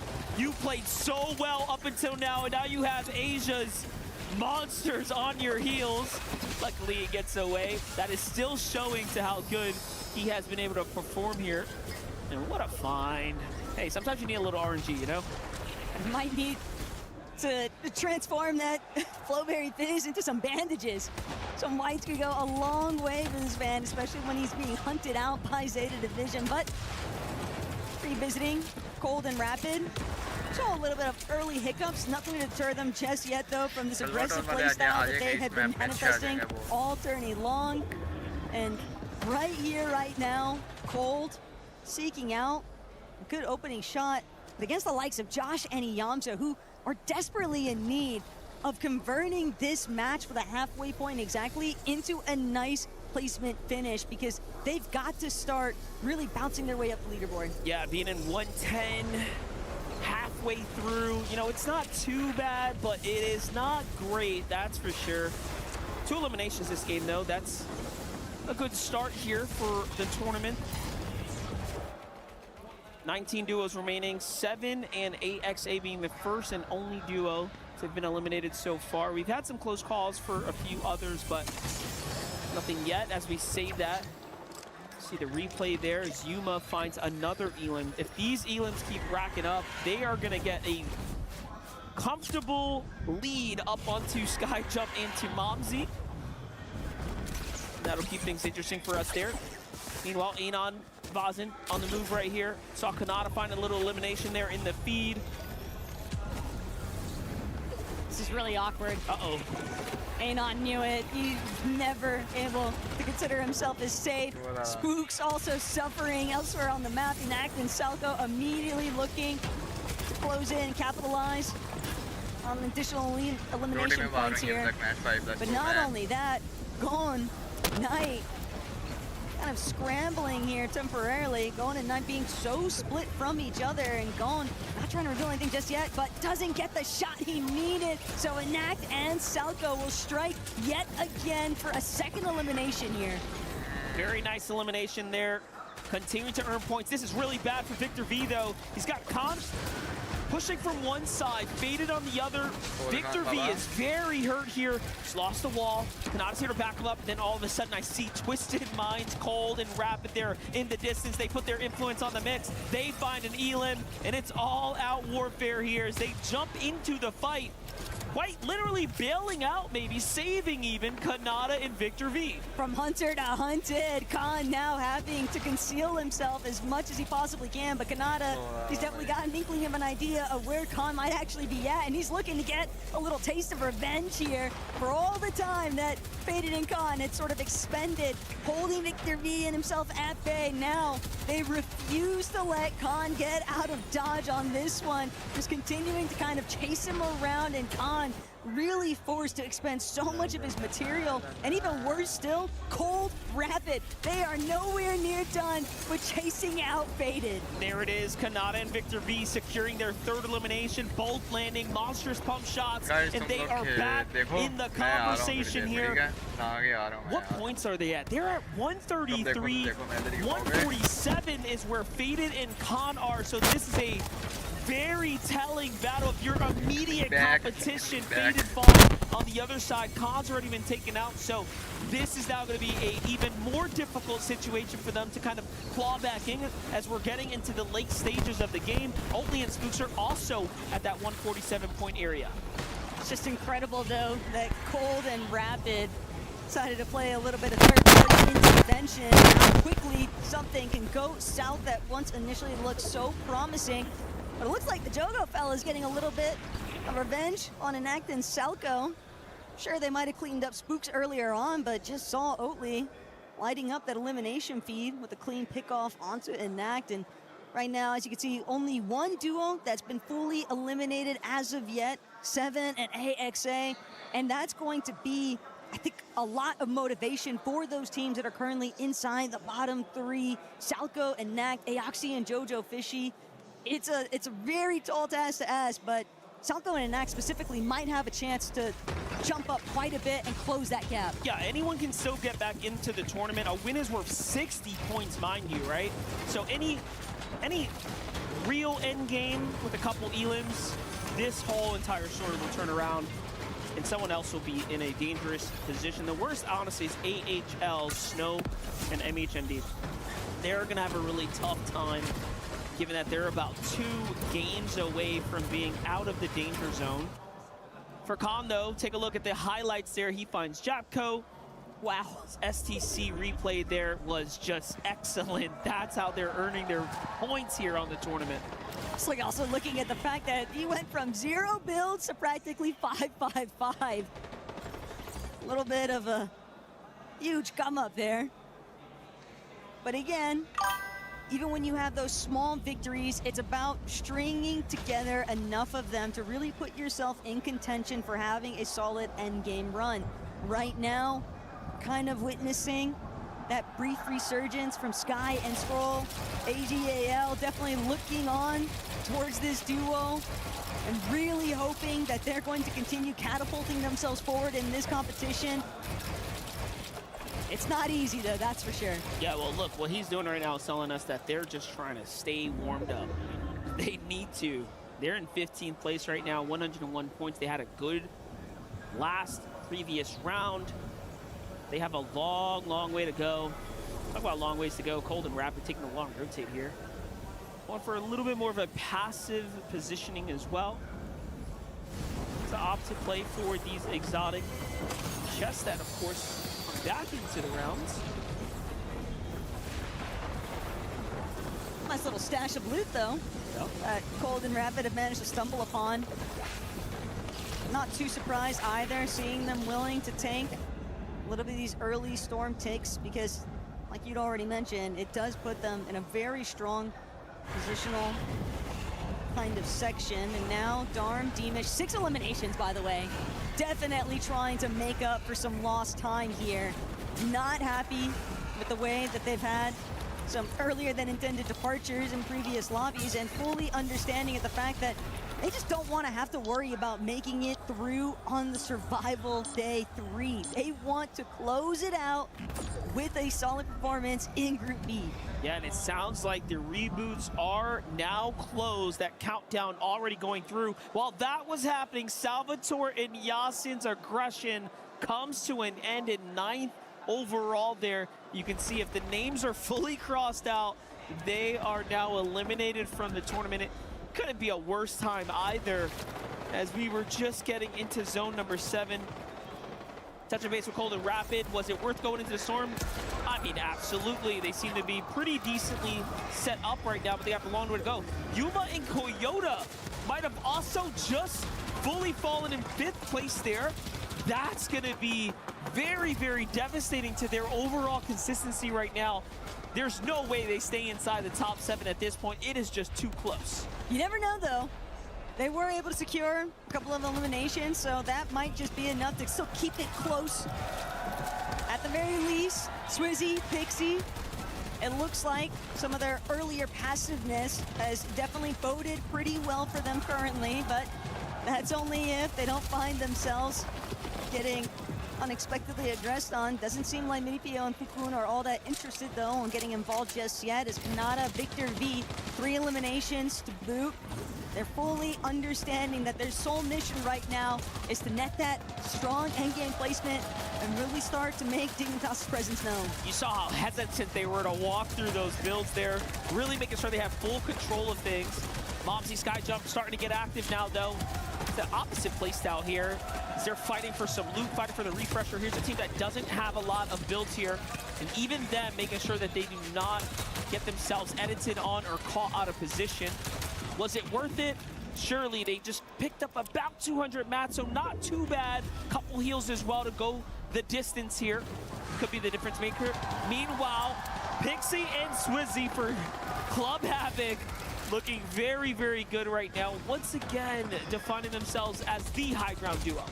And this is also going to kind of shape the rest of this lobby too, because the one time that we haven't seen Swixy and Pixie in control of height, that's been really the only time where we saw Koyota and Yuma really have that opportunity to just net a strong endgame performance, since nobody else is really looking to challenge. It's evident that Swizzy and Pixie exclusively want to lead on the high ground, and for Rapid and Cold, disaster might have finally struck the pair, because it's only Rapid that's left standing. Cold at least managed to get 2 eliminations along the way, but this is the first time that we're really seeing these guys look so injured. And also, TWIS and Darb down and out as well, as they were so close to top 7. They're going to start slipping down the leaderboards as well.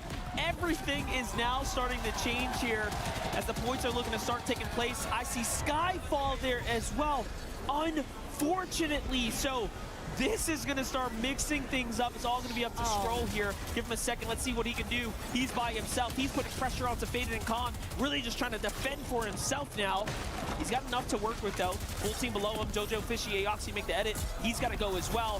5 shockwaves to work with. There's not one smarter that can play these rotates. We've already seen him do it earlier today here in game number 1. But still, doing it one more time, it is just so overwhelming, the amount of pressure that must be on Scroll's shoulders currently, and knowing that there are so many other healthy teams, but Pixie, Swizzy, they might be changing that up. Yapko Panzer, it's the right intention, but Pixie and Swizzy are not giving them a whole lot of airspace as they make their next move, still managing to be strong contenders of the high ground. No one's able to realistically challenge them yet. Yogo, Spooks, and Oatly having a little bit of a tough time securing that secondary height layer, but Momsy and Skyjump inside of the low ground, and Momsy just can't make his way through. He gets caught for a moment, and that's all it takes for the lobby to dish him out. Right now, Skyjump has to stay up and do something. Kanata, Victor V earning points here on the low ground too. Already 12 duos remaining. Placement points are starting to add up.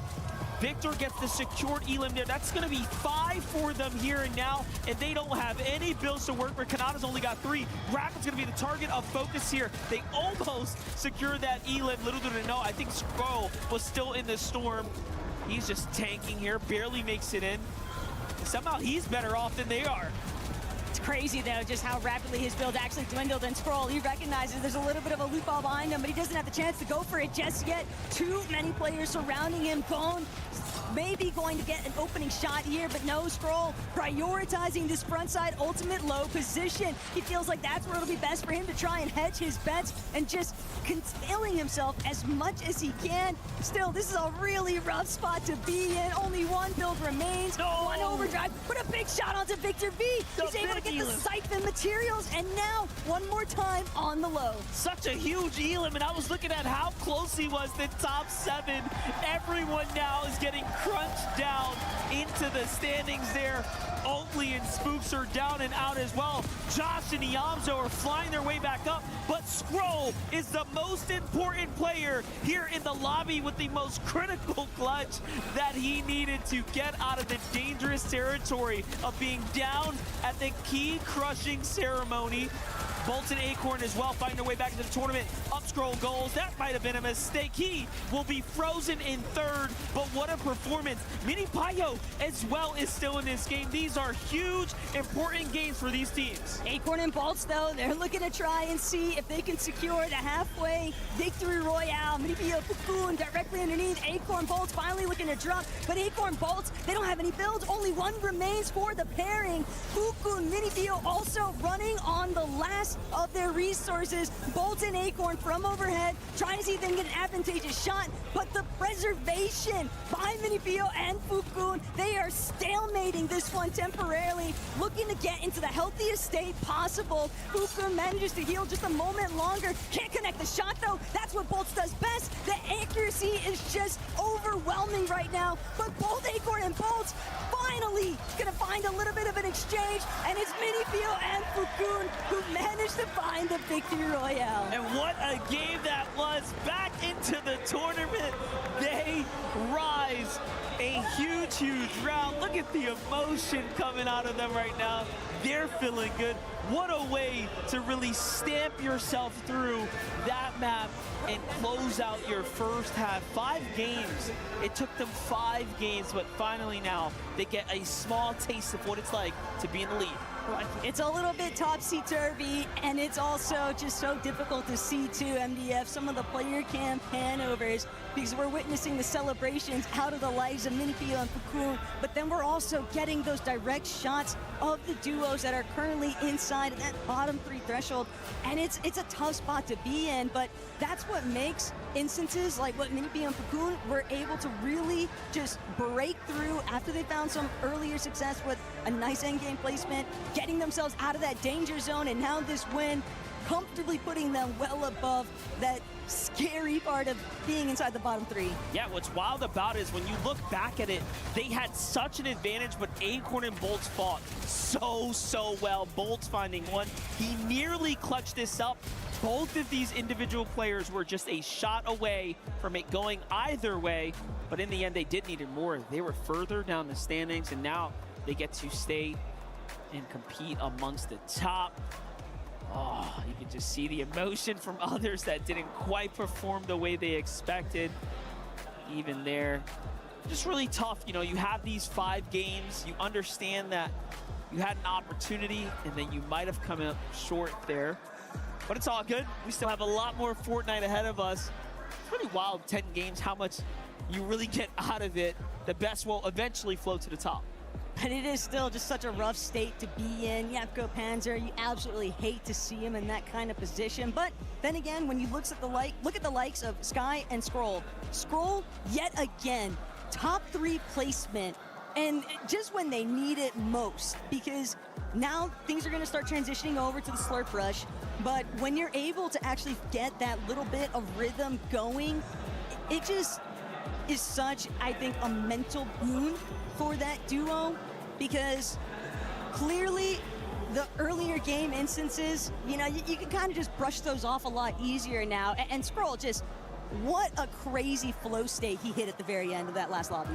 Yeah, I was trying to see, like, overall, you know, he went from being nearly out of the tournament altogether to tying up with Furia's Knight Gone. And that's going to put him around the 150 point-ish threshold. He's basically neck and neck with from himself all the way up to those that are in 7th. So it does seem like the story really has began to turn around. And everyone in between there, Koyota Yuma, Night Gone, Josh Iamzo, Victor V. Kanata, and then the line, the bar is Oatly and Spooks. It is just that close.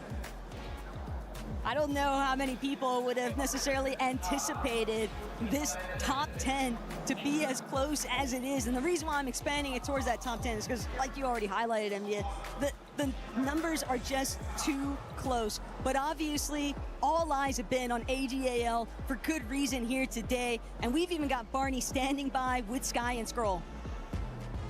Welcome back to the Gadia City Grid. I've got Scroll from AGAL joining me now. Scroll, before today, we had the opportunity to have a quick chat backstage. Now, aside from the fact that if you added yours and Sky's age together, I'm still older. That's extremely embarrassing. Apart from that, we talked about the improvements you guys have made over the past year. You guys are playing incredibly well. It seems like your synergy, your game sense, you guys basically have one brain. Today has been a bit of a tougher start to the day, I think you'd agree. What are some of the issues that you guys are running into? Is something just not quite clicking? I feel like right now we're just trying to see how the lobby moves, and then we're trying to fit into the lobby. But it's really hard for us right now.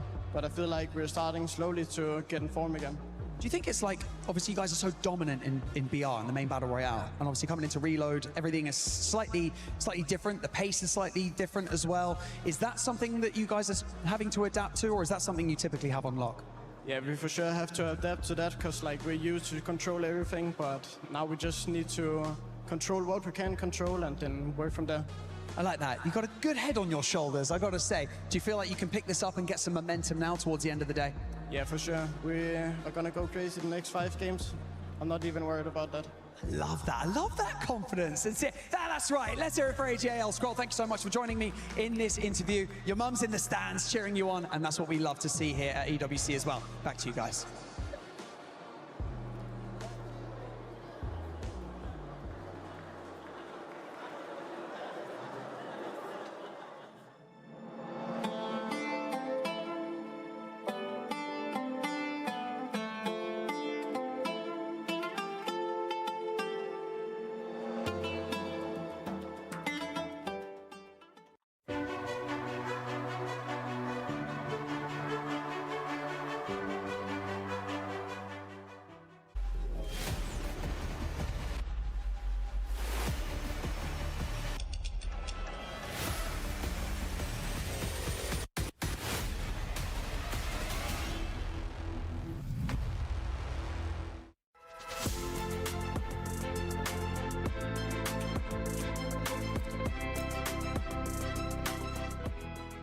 Everyone is playing, you're not yet. EWC Play is your all-in-one platform to compete in fantasy, pick'em, and quests for a grand total of $300,000 in prize pool. Build your dream fantasy team in 5 different games and track your score with live results tables. Predict the winner of every game, every group stage, and every tournament. Complete daily and weekly challenges to earn boosters that help you climb the global leaderboard. Got what it takes? Join EWC Play now.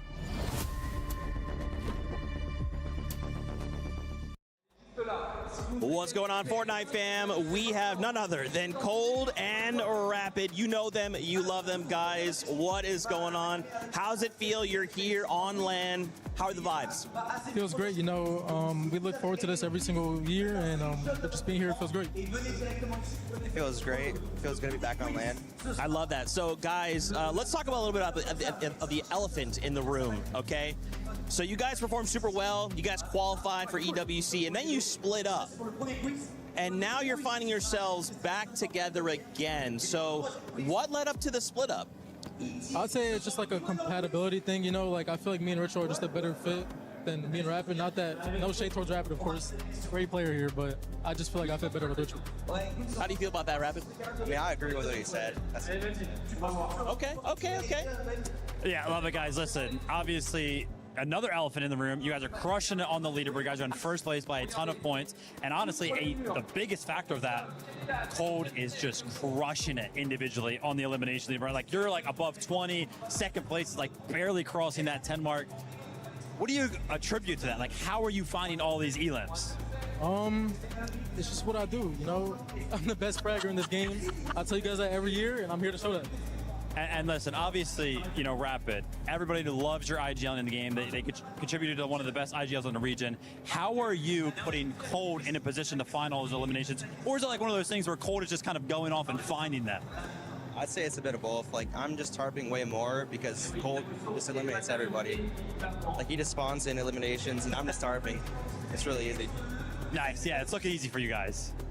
It looks so, I'm telling you that anytime we see you guys play, I feel like it's just such a fun moment because you guys, like, you have like this natural swagger about how you guys kind of go into these games. Like, yeah, we watch Peter Bob Pollo, they kind of, it's very clinical, they kind of go in, they get these eliminations, they move on. But anytime we see you guys play, it just feels like something special, something maybe a little bit different. What is that? What's the secret sauce? Just to have fun, you know, we're not taking it too serious, just having fun, like taking game by game, and this. What do you attribute to that, Rapid? What's the secret sauce? A lot of preparation and game plan, I'd say. Just having fun. All right, let's talk about the second half of the competition, right? We're halfway through. You guys are pretty much almost already qualified if we take a look at how many points it took yesterday. So what's going to be the game plan for the next 5 games? Just get as many eliminations as possible. All right, elims are on the mind. Cold, what do we feel? Have fun. Just have fun. All right, there it is. Do you guys feel like you maybe resonate better with Stronghold or Slurp Rush, or where are we guys at? I'd say Slurp Rush is our better map, but I mean, you guys saw how we played on the first map, so. What do you think, Rapid? 100% Slurp Rush. Stronghold's not that good. I like that, I like that. One more final question for you guys. Obviously, the vibes are super up. You guys have to be thinking about finals at this point, right? If you make it to finals, is there a duo you hope you could take it to a final 2v2 for the victory royale? I say Oli and Spooks. Oh, yo, they've been going kind of crazy, right? Oli's kind of going crazy. Yes, I don't know. It's a movie. It's a movie. Rapid? 100% Oli or Muga. Oh, wow. I love that. Well, guys, thank you so much for your time. We really appreciate you. Best of luck in that second half of the competition. Let's kick it back over and see what else is going on in the competition. Human body was built to move. Not trapped at a desk in one singular posture for 12 hours a day. It's time your chair evolved. This is Secret Lab Titan Evo. Ergonomically engineered for you, gamers, hybrid workers, artists, backing your every move. Hello and welcome everyone. I'm here with Sky and Scroll from AGAL, and we're gonna find out how well do you guys know your teammate? How well do you think you know your teammate? Pretty good. Yeah, do you feel the same? Yeah. I mean, you guys are coming off of back-to-back major wins, so I feel like there's obviously a lot of teamwork and a lot of synergy going on, but we're gonna find out how well they actually know each other. And we're gonna start it off with something simple, okay? Sky, you're gonna tell me, what do you think Scroll's favorite weapon is that's currently in competitive Fortnite?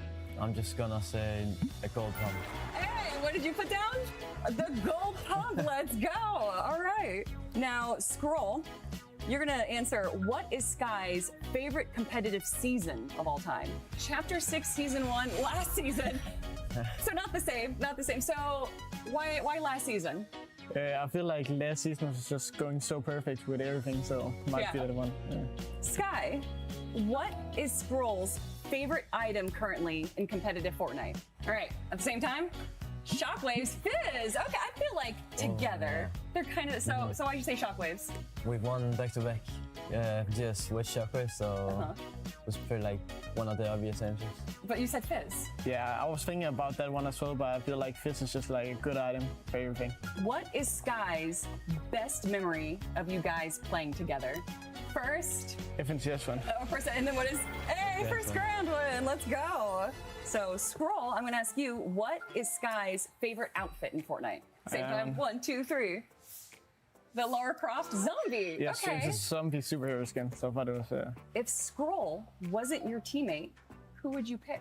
All right, if Sky couldn't play with Scroll, he would play with Shark. Ah, what a surprise. What do you think Sky's favorite hobby is outside of Fortnite? What does Sky like to do when he's not playing Fortnite? Yeah. I mean, that's outside with dogs. So you have dogs? Yeah, I have to. Oh. So Sky, who does Scroll think your biggest competitive rival is? Let's reveal the answers on 1, 2, 3. Oh, Peterbot. Who could have guessed? What is Scroll's most used emo? Every time you win, every time you eliminate someone, what does he do? Does he dance on them? I don't know any names. I mean, I'll just say like... Point the axe, and then pickaxe emo. Yeah, that works. Okay. Let's go. What's Sky's bedtime? Bedtime. I feel like Scroll should like pretty much know this. So, what time do you usually go to bed? 1 a.m.? And 1, wow. Yeah. Well, looks like Sky and Scroll know each other pretty well. We're gonna have to see how that synergy is in the battle bus as well. But for right now, guys, that's gonna be it for us. We'll see you next time. Welcome to the side of stage where we are live right now with the Fortnite Reload Championship at the Esports World Cup. My name is Barney and I've got Papa V joining me. How's it going, dude? Your son, Victor V, is currently competing on the main stage. It's day 2, Group B. How's he getting on? Is he doing well? Well, yeah, I think he's doing well. I mean, I know he has to get a little bit of the nerves out. Oh, I do at least, because I'm really nervous, you know, to see him up there. I'm proud of him, but I think, you know, 10 games is enough to let the best Victor V come out. I like that. I'm a dad, by the way, so like I've got a young son. I'm doing this thing where I have a lot of like dad chats with parents in the audience, and I'd love to get some perspective from you as a parent of a child who's thriving in an esport that's like so incredible, so large scale. Talk to us about what it's like being a dad, seeing your son competing on the main stage for all this money and, you know, all this pressure as well. Well, for me, I know we only got a short time, so I'm gonna just try to stick to some key points because this deserves a whole podcast. 100%. But I would say to all you parents, get behind your children, help them out. Like, do more than just let them play and just say, I let them play. Support them like you would support a kid that was an elite basketball player or an elite swimmer or a soccer player. Like, you would take them to practice all the time. When they don't feel like going to practice, you will make them practice. You will help them with the discipline. Support them in that same mannerism because this sport is to be respected. So that's what I want for all you parents to do. Give them that same support so these kids can really follow their dreams. Yeah, let's talk about that structure because, you know, esports is now a viable option for a lot of children growing up, and then you have a lot of kids maybe at home that are watching this with their parents and they're aspiring esports athletes. Maybe they're honing in on a game. Maybe that game is Fortnite as well. What was your approach, you know, when the days were tougher for Victor, maybe when he didn't want to practice like you said and you encouraged him to? Tell us about your structure at home and how, you know, he's now thriving. I'm guessing a lot of that is due to you as a parent as well. Well, I mean, I happen to be a coach as well. So, I mean, like, coaching is what I do. So when Vic first told me he wanted to be a professional Fortnite player, I kind of laughed, but it was around the same time that Booga won $3 million. And luckily he won that $3 million, because had he not won, I would have looked at Fortnite like a game like most other parents look at it. So since I said, oh, people can actually make a living off of this. He won $3 million playing a video game. So then I started doing, looking into it, and then saw how much it took, how much work it took, and how much dedication these kids were actually putting into this game without the help of their parents. Like, imagine what these kids would do with a structured program and, you know, the help behind them, you know, they would be amazing. They're already amazing, but imagine what they could do with the parental help.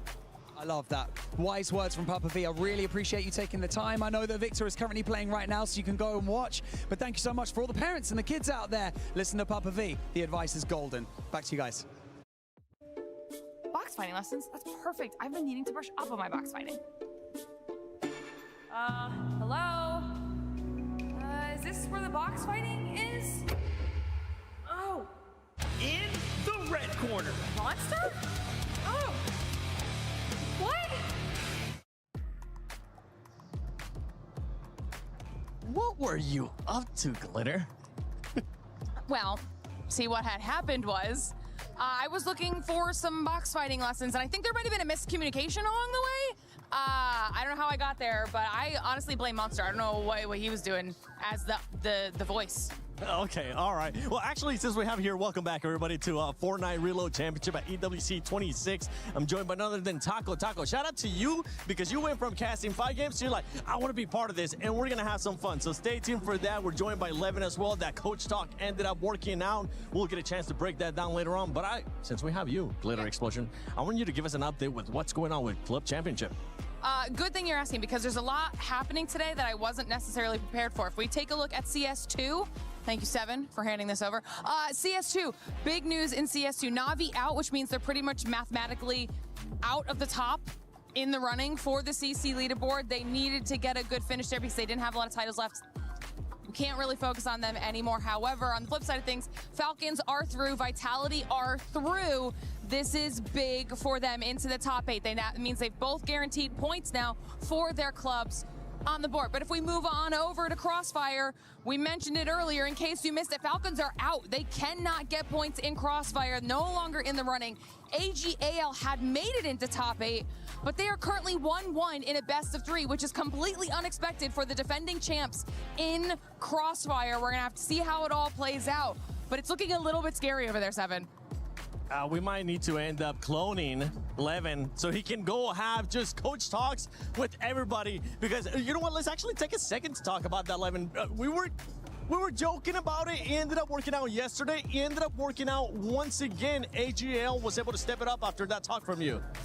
Yeah, I'm going to take all the credit, as I should. And look, if they need some help over in Crossfire, like I said yesterday, you guys know where to find me. Send the contract. We're going to have to double it up, though. 2 games means double the finances there. I mean, look, it was only a matter of time for them to start to heat up a bit. And I think especially if things don't go their way in Crossfire, they're definitely going to be relying on that Fortnite duo to really step things up. I feel like we got a bit of what we saw yesterday out of Falcons. Maybe not exactly the exact same thing, Taco, because Falcons was able to wake up much earlier than AJL, but it's good to see a team of that caliber being able to bounce back. Now it's time for them to push up to the top 7. Right. Sky and Scroll are fully aware of the fact, too, that they've really got to hit it in overdrive and get the hustle on. But again, after Coach Levin's speech, we've seen these guys with back-to-back top 5 placements. So they are starting to make a little bit of a jump effect in the leaderboard, but definitely still a long ways to go. And they are adamant on trying to secure their spot in finals.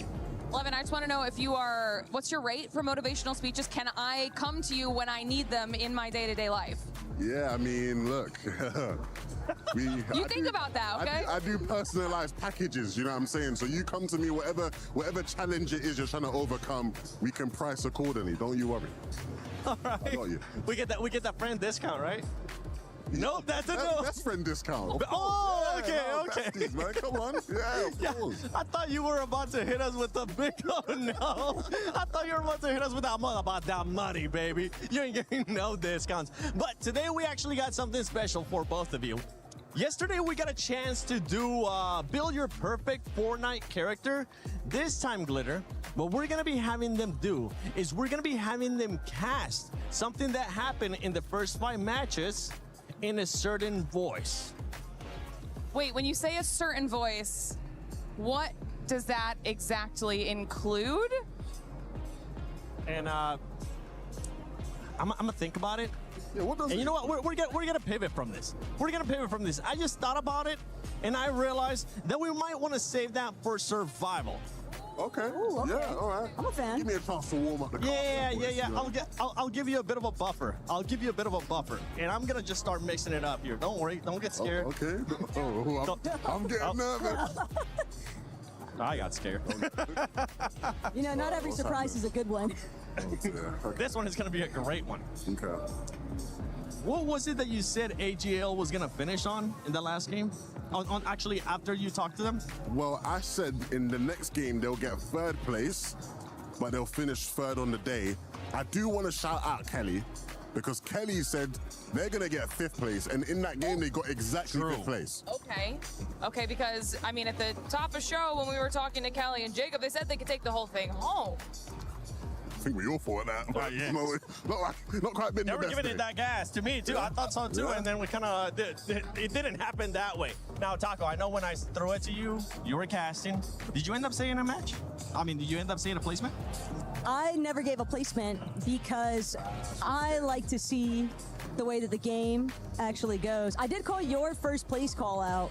That was a bit ambitious. It was on the day. Very. Bit ambitious. No, it was like, I was like, surely he's not going to say first place, right? And he just kept ramping and ramping. I'm like, is he going to say first place? And then he said first place, and I was like, talk about pressure. I mean, I'm a coach. I'm not a wizard, man. I can't make magical things happen. Either way, you know, they still had a good game, so. I'm a full believer in you, okay? I'm just saying, that graphic looked amazing. Wait until you see what we're cooking for tomorrow. But talking about the overall, the team that's currently in first place, Twister, right? Today has been insane out of them. Absolutely. And honestly, just to jump in from a CC side of things as well, they might not be in like our top 4 right now, but they are a team that's completely CC eligible. So if they're able to do solid performance here, get through to finals, and make it to top 8, there's actually prize pool money difference that they are playing for their club that's still on the line. No, honestly, I think, you know, if I'm Twisted, I'm probably frustrated that we didn't have Fortnite earlier on in the EWC process, just because I think, you know, Rapid and Cold as a duo is unbelievable, and they're the type of team that their performance could have inspired, I think, some of the other Twisted teams throughout the club championship to actually just step up a level, right? I think it's probably come a bit too late for them, but I think it'll be a nice finish for Twisted Minds. It'll give them that boost that they need on the club championship leaderboard there. Yeah, I mean, I'm just really excited to see whether or not Cold and Rapid can just kind of continue to carry with this momentum. We know that they're looking to finish strong on the day. An arguably more favorable map for them too with Slurp Rush, and they've already been tearing up the competition on the elite map. So it's going to be tough for anybody to overthrow them in that first place, but I'm right there with you, Lev. It's just a bit unfortunate that Twisted Minds didn't get to kind of have this rally cry behind them sooner. If you guys were to pick a certain team, a certain duo to be able to overpass them, which one comes to mind? Ooh, does it have to be from Group B, or like just in general? From the teams playing right now. From the teams today. I jumped the gun on that one. I was all Swizzy Pixie. Look, it's hard not to get excited though from what we've been witnessing out of Havoc's team, because Swizzy and Pixie have just looked phenomenal. They've been doing such a phenomenal job, specifically at holding down that high ground section, and they've just made it so complicated for anybody else actually participating in the lobby. So it's exciting stuff, and we know that Swizzy and Pixie are definitely a high caliber duo that can also deliver on good eliminations. For sure. You're lucky right now we're not on camera, Glitter. So we're looking at some of those bottom teams on your screen, and I gotta get closer because I'm absolutely blind. Seven, my guy, remember at one point they were towards the top, especially after that first match. I think you could argue he's living up to the name. Oh. Just being short. I don't mean that. I don't mean that. No, I mean, that's your twin out there. Yeah, I mean, it's tough, but I think we saw yesterday, right? You can have one big game and it just sort of takes you away from that bottom part of the leaderboard, and at least it leaves you in a situation where tomorrow in Survival Day, you don't feel as bad about how you played, you know, on your group. So hopefully it's a similar story for your protege. Fair. Okay, I ended up lying, by the way, about you guys not getting to cast until tomorrow. Because I think we do have it. Make up his mind. Yeah, I can't make up my mind right now. It's like when I try to decide something to eat. Do I want a big croissant? Do I want a small croissant? Do I want a baguette? I'm still debating on which one I actually want. I think we should make him cast. I mean, if we have the time, they look ready to me. I'm always ready. Oh, always ready. Okay. All right, Levin. Give us this one in a squeaky voice. Salco drops down. Trying his best to finds the angle. Oh my goodness, Salco with the knock. I mean, we've seen him do it time and time again. He carries Faxity. He carries his team whenever the moment requires. What a player Salco is. You want to be me so bad. That's my best Taco impression, actually. I can already tell. From the way that you opened up, I was just like, yeah. I can't believe your voice even got that. I mean, you wouldn't expect it, do you know what I'm saying? But, you know, sometimes you like that. I like the variance there, you know, catch people off guard. Stop trying to give me the mic. Well, are there more instructions? Yes. All right, Taco, this one, I want you to cast it like it's a human, like a natural animal documentary or something along those lines. Clearly, Sky and Scroll, ambitious, lurking, hijacking. This lower layer, they are really piecing up their own box control, but no one would ever expect Scroll just so quietly waiting for his prey. What a clip we've given her as well, by the way. Just like, Yeah, really lobby up. yeah, no, they really gave her all the action for that one. I mean, No, honestly, like it was like the whisper intensity. Yeah. You were selling that for me. David Attenborough would be proud. He'd be very proud of that one. That's exactly who I was thinking of. And I think it was, if I'm not mistaken, it might have been that clip where he actually ended up hiding from Geeky. So if we would have played that clip even longer, I think it would have worked out perfectly. But now, as we're going to be heading, honestly, let's start talking a little bit more now about the 5 matches coming up, right? As we're going to be heading over to those next 5 matches, which is one team, Levin, that kind of comes to your mind, whether they're doing good, whether they're doing bad, or maybe they're middle of the pack, that you want to see something change coming up or stay the same? I really want to see a lot more from Koyota and Rise. I feel like they've been impressive today. I feel like they have shown the talent that I think we've seen out of them over the years, right? When people are calling you the Asian Peterbot, it's not for no reason, right? They clearly see something in you that is special, it's exceptional. We haven't quite seen that, I think, a lot at some of the lands we've had in Battle Royale. Here in Reload, I think we've seen a lot more from them just already today. You know, I think it was last game or the game before, they were up on height and you're sort of looking at them and they're like, they look as good as anybody in this lobby when they're in those positions. I actually spoke to the both of them today. Koyota, his English isn't as good as Rice, so it was mainly Rice sort of giving me the deets, the insight. And he was like, yeah, man, I think today should be easy for us, you know? I think we should have a good time. I said, are you contested? Are things looking good? He was like, yeah, we're contested, but it should be easy. And I'm like, easy? He's like, yeah, easy. And I'm like, all right. And I think from a lot of what we've seen in these games, it actually has looked pretty easy, so I want to see a lot more from that. No, they've definitely been doing a phenomenal job because Koyota and Yuma have just been really capturing a lot of that international presence. And it's interesting, too, to see Minipio and Fukun, some of their old comrades, but not necessarily the official representatives, also doing their thing. It's been an interesting dynamic between the two teams because where we were initially seeing a lot of that upswing out of the actual Zeta representatives, now Minipio and Fukun, they've kind of picked up the torch here, approaching that halfway point. Yeah, especially with that last match that we saw out of them, right? Being able to get that victory royale. Another team that's coming to mind, just based on what we saw yesterday out of Brazil region, is going to be Furia.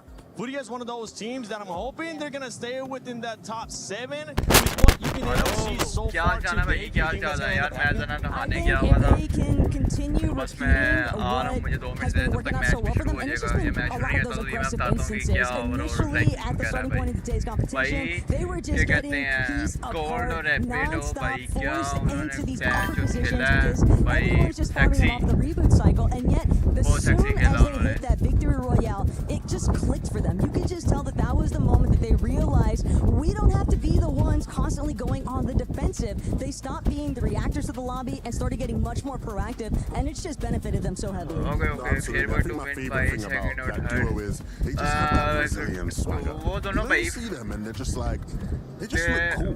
They look cool, calm, collected. The kind of answer them after the game. They just look like they're chilling. Whether it's on the beach in Rio or whether it's at the EWC in Paris, they look just in the zone. And I think the results will inspire more confidence. We'll say though, 5 more games is a lot. और Sky Scroll 11वें number पे आ रहे हैं जो वो है Salvador I want to give Brazil more credit in that because I think their performances are deserved. वो भी अच्छा खेल रहा था भाई, उसने भी अच्छा खेला है. You don't want to get ahead of yourselves, right? You don't want to get ahead of yourselves. You want to make sure that you're actually keeping that momentum going, especially as we switch maps. बहुत अच्छा खेला उन्होंने. I'm hoping, especially with this 5 games coming up, right? I'm hoping that some teams that have been consistent are going to continue to be consistent as well, and some teams that have not been able to find that consistency, they are going to start showcasing some of that, especially if they want to be top 7. Number पे था. No, absolutely. एक match नहीं देखा बस मैंने, 5वां match मैंने पूरा देखा, 6वां मैच नहीं देखा मैं क्योंकि नहा रहा था मैंने बात को. मैं इसे देख रहा था. You don't really want to play. You want to get the day off, right? You want to get a chance to, you know, sit back, watch the rest of the competition, and prepare for the final. हाँ भाई वो clean है पहले लगे में बहुत खराब खेल दिया पर बैंड पे भाई सही खेल रहा था वो. 8वें नंबर पे आ रहा है, मैं तो खुद परेशान था.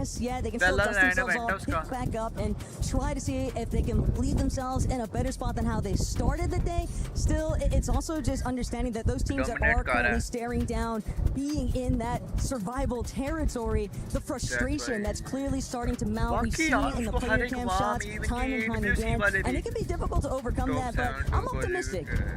at the end of the day, if you're one of those teams, you got to get yourself out of that hole. Coach Levin ain't coming to save you. You have to motivate yourself. You have to look at the rest of the competition, the rest of the players on the stage. I know people are quite spread out. Look in someone's eyes and really sort of say, they're trying to take your meal. Are you going to be sent home, sent packing? Or are you going to stay on that stage and fight to stay in the competition? That's what it's about, man. Listen, this is why I said mentality was so important when we were building our perfect player, okay? Besties, man. We're just locked in. No, just locked in. Saying, but I'm also, I stole the mic one more time from 7 because we actually did have a very important update that's now going to play into Fortnite. That happened while we've been sitting here. AGAL, defending EWC champions in Crossfire, are officially knocked out of the competition. That was almost a guaranteed at least top 4 situation for them. They are not.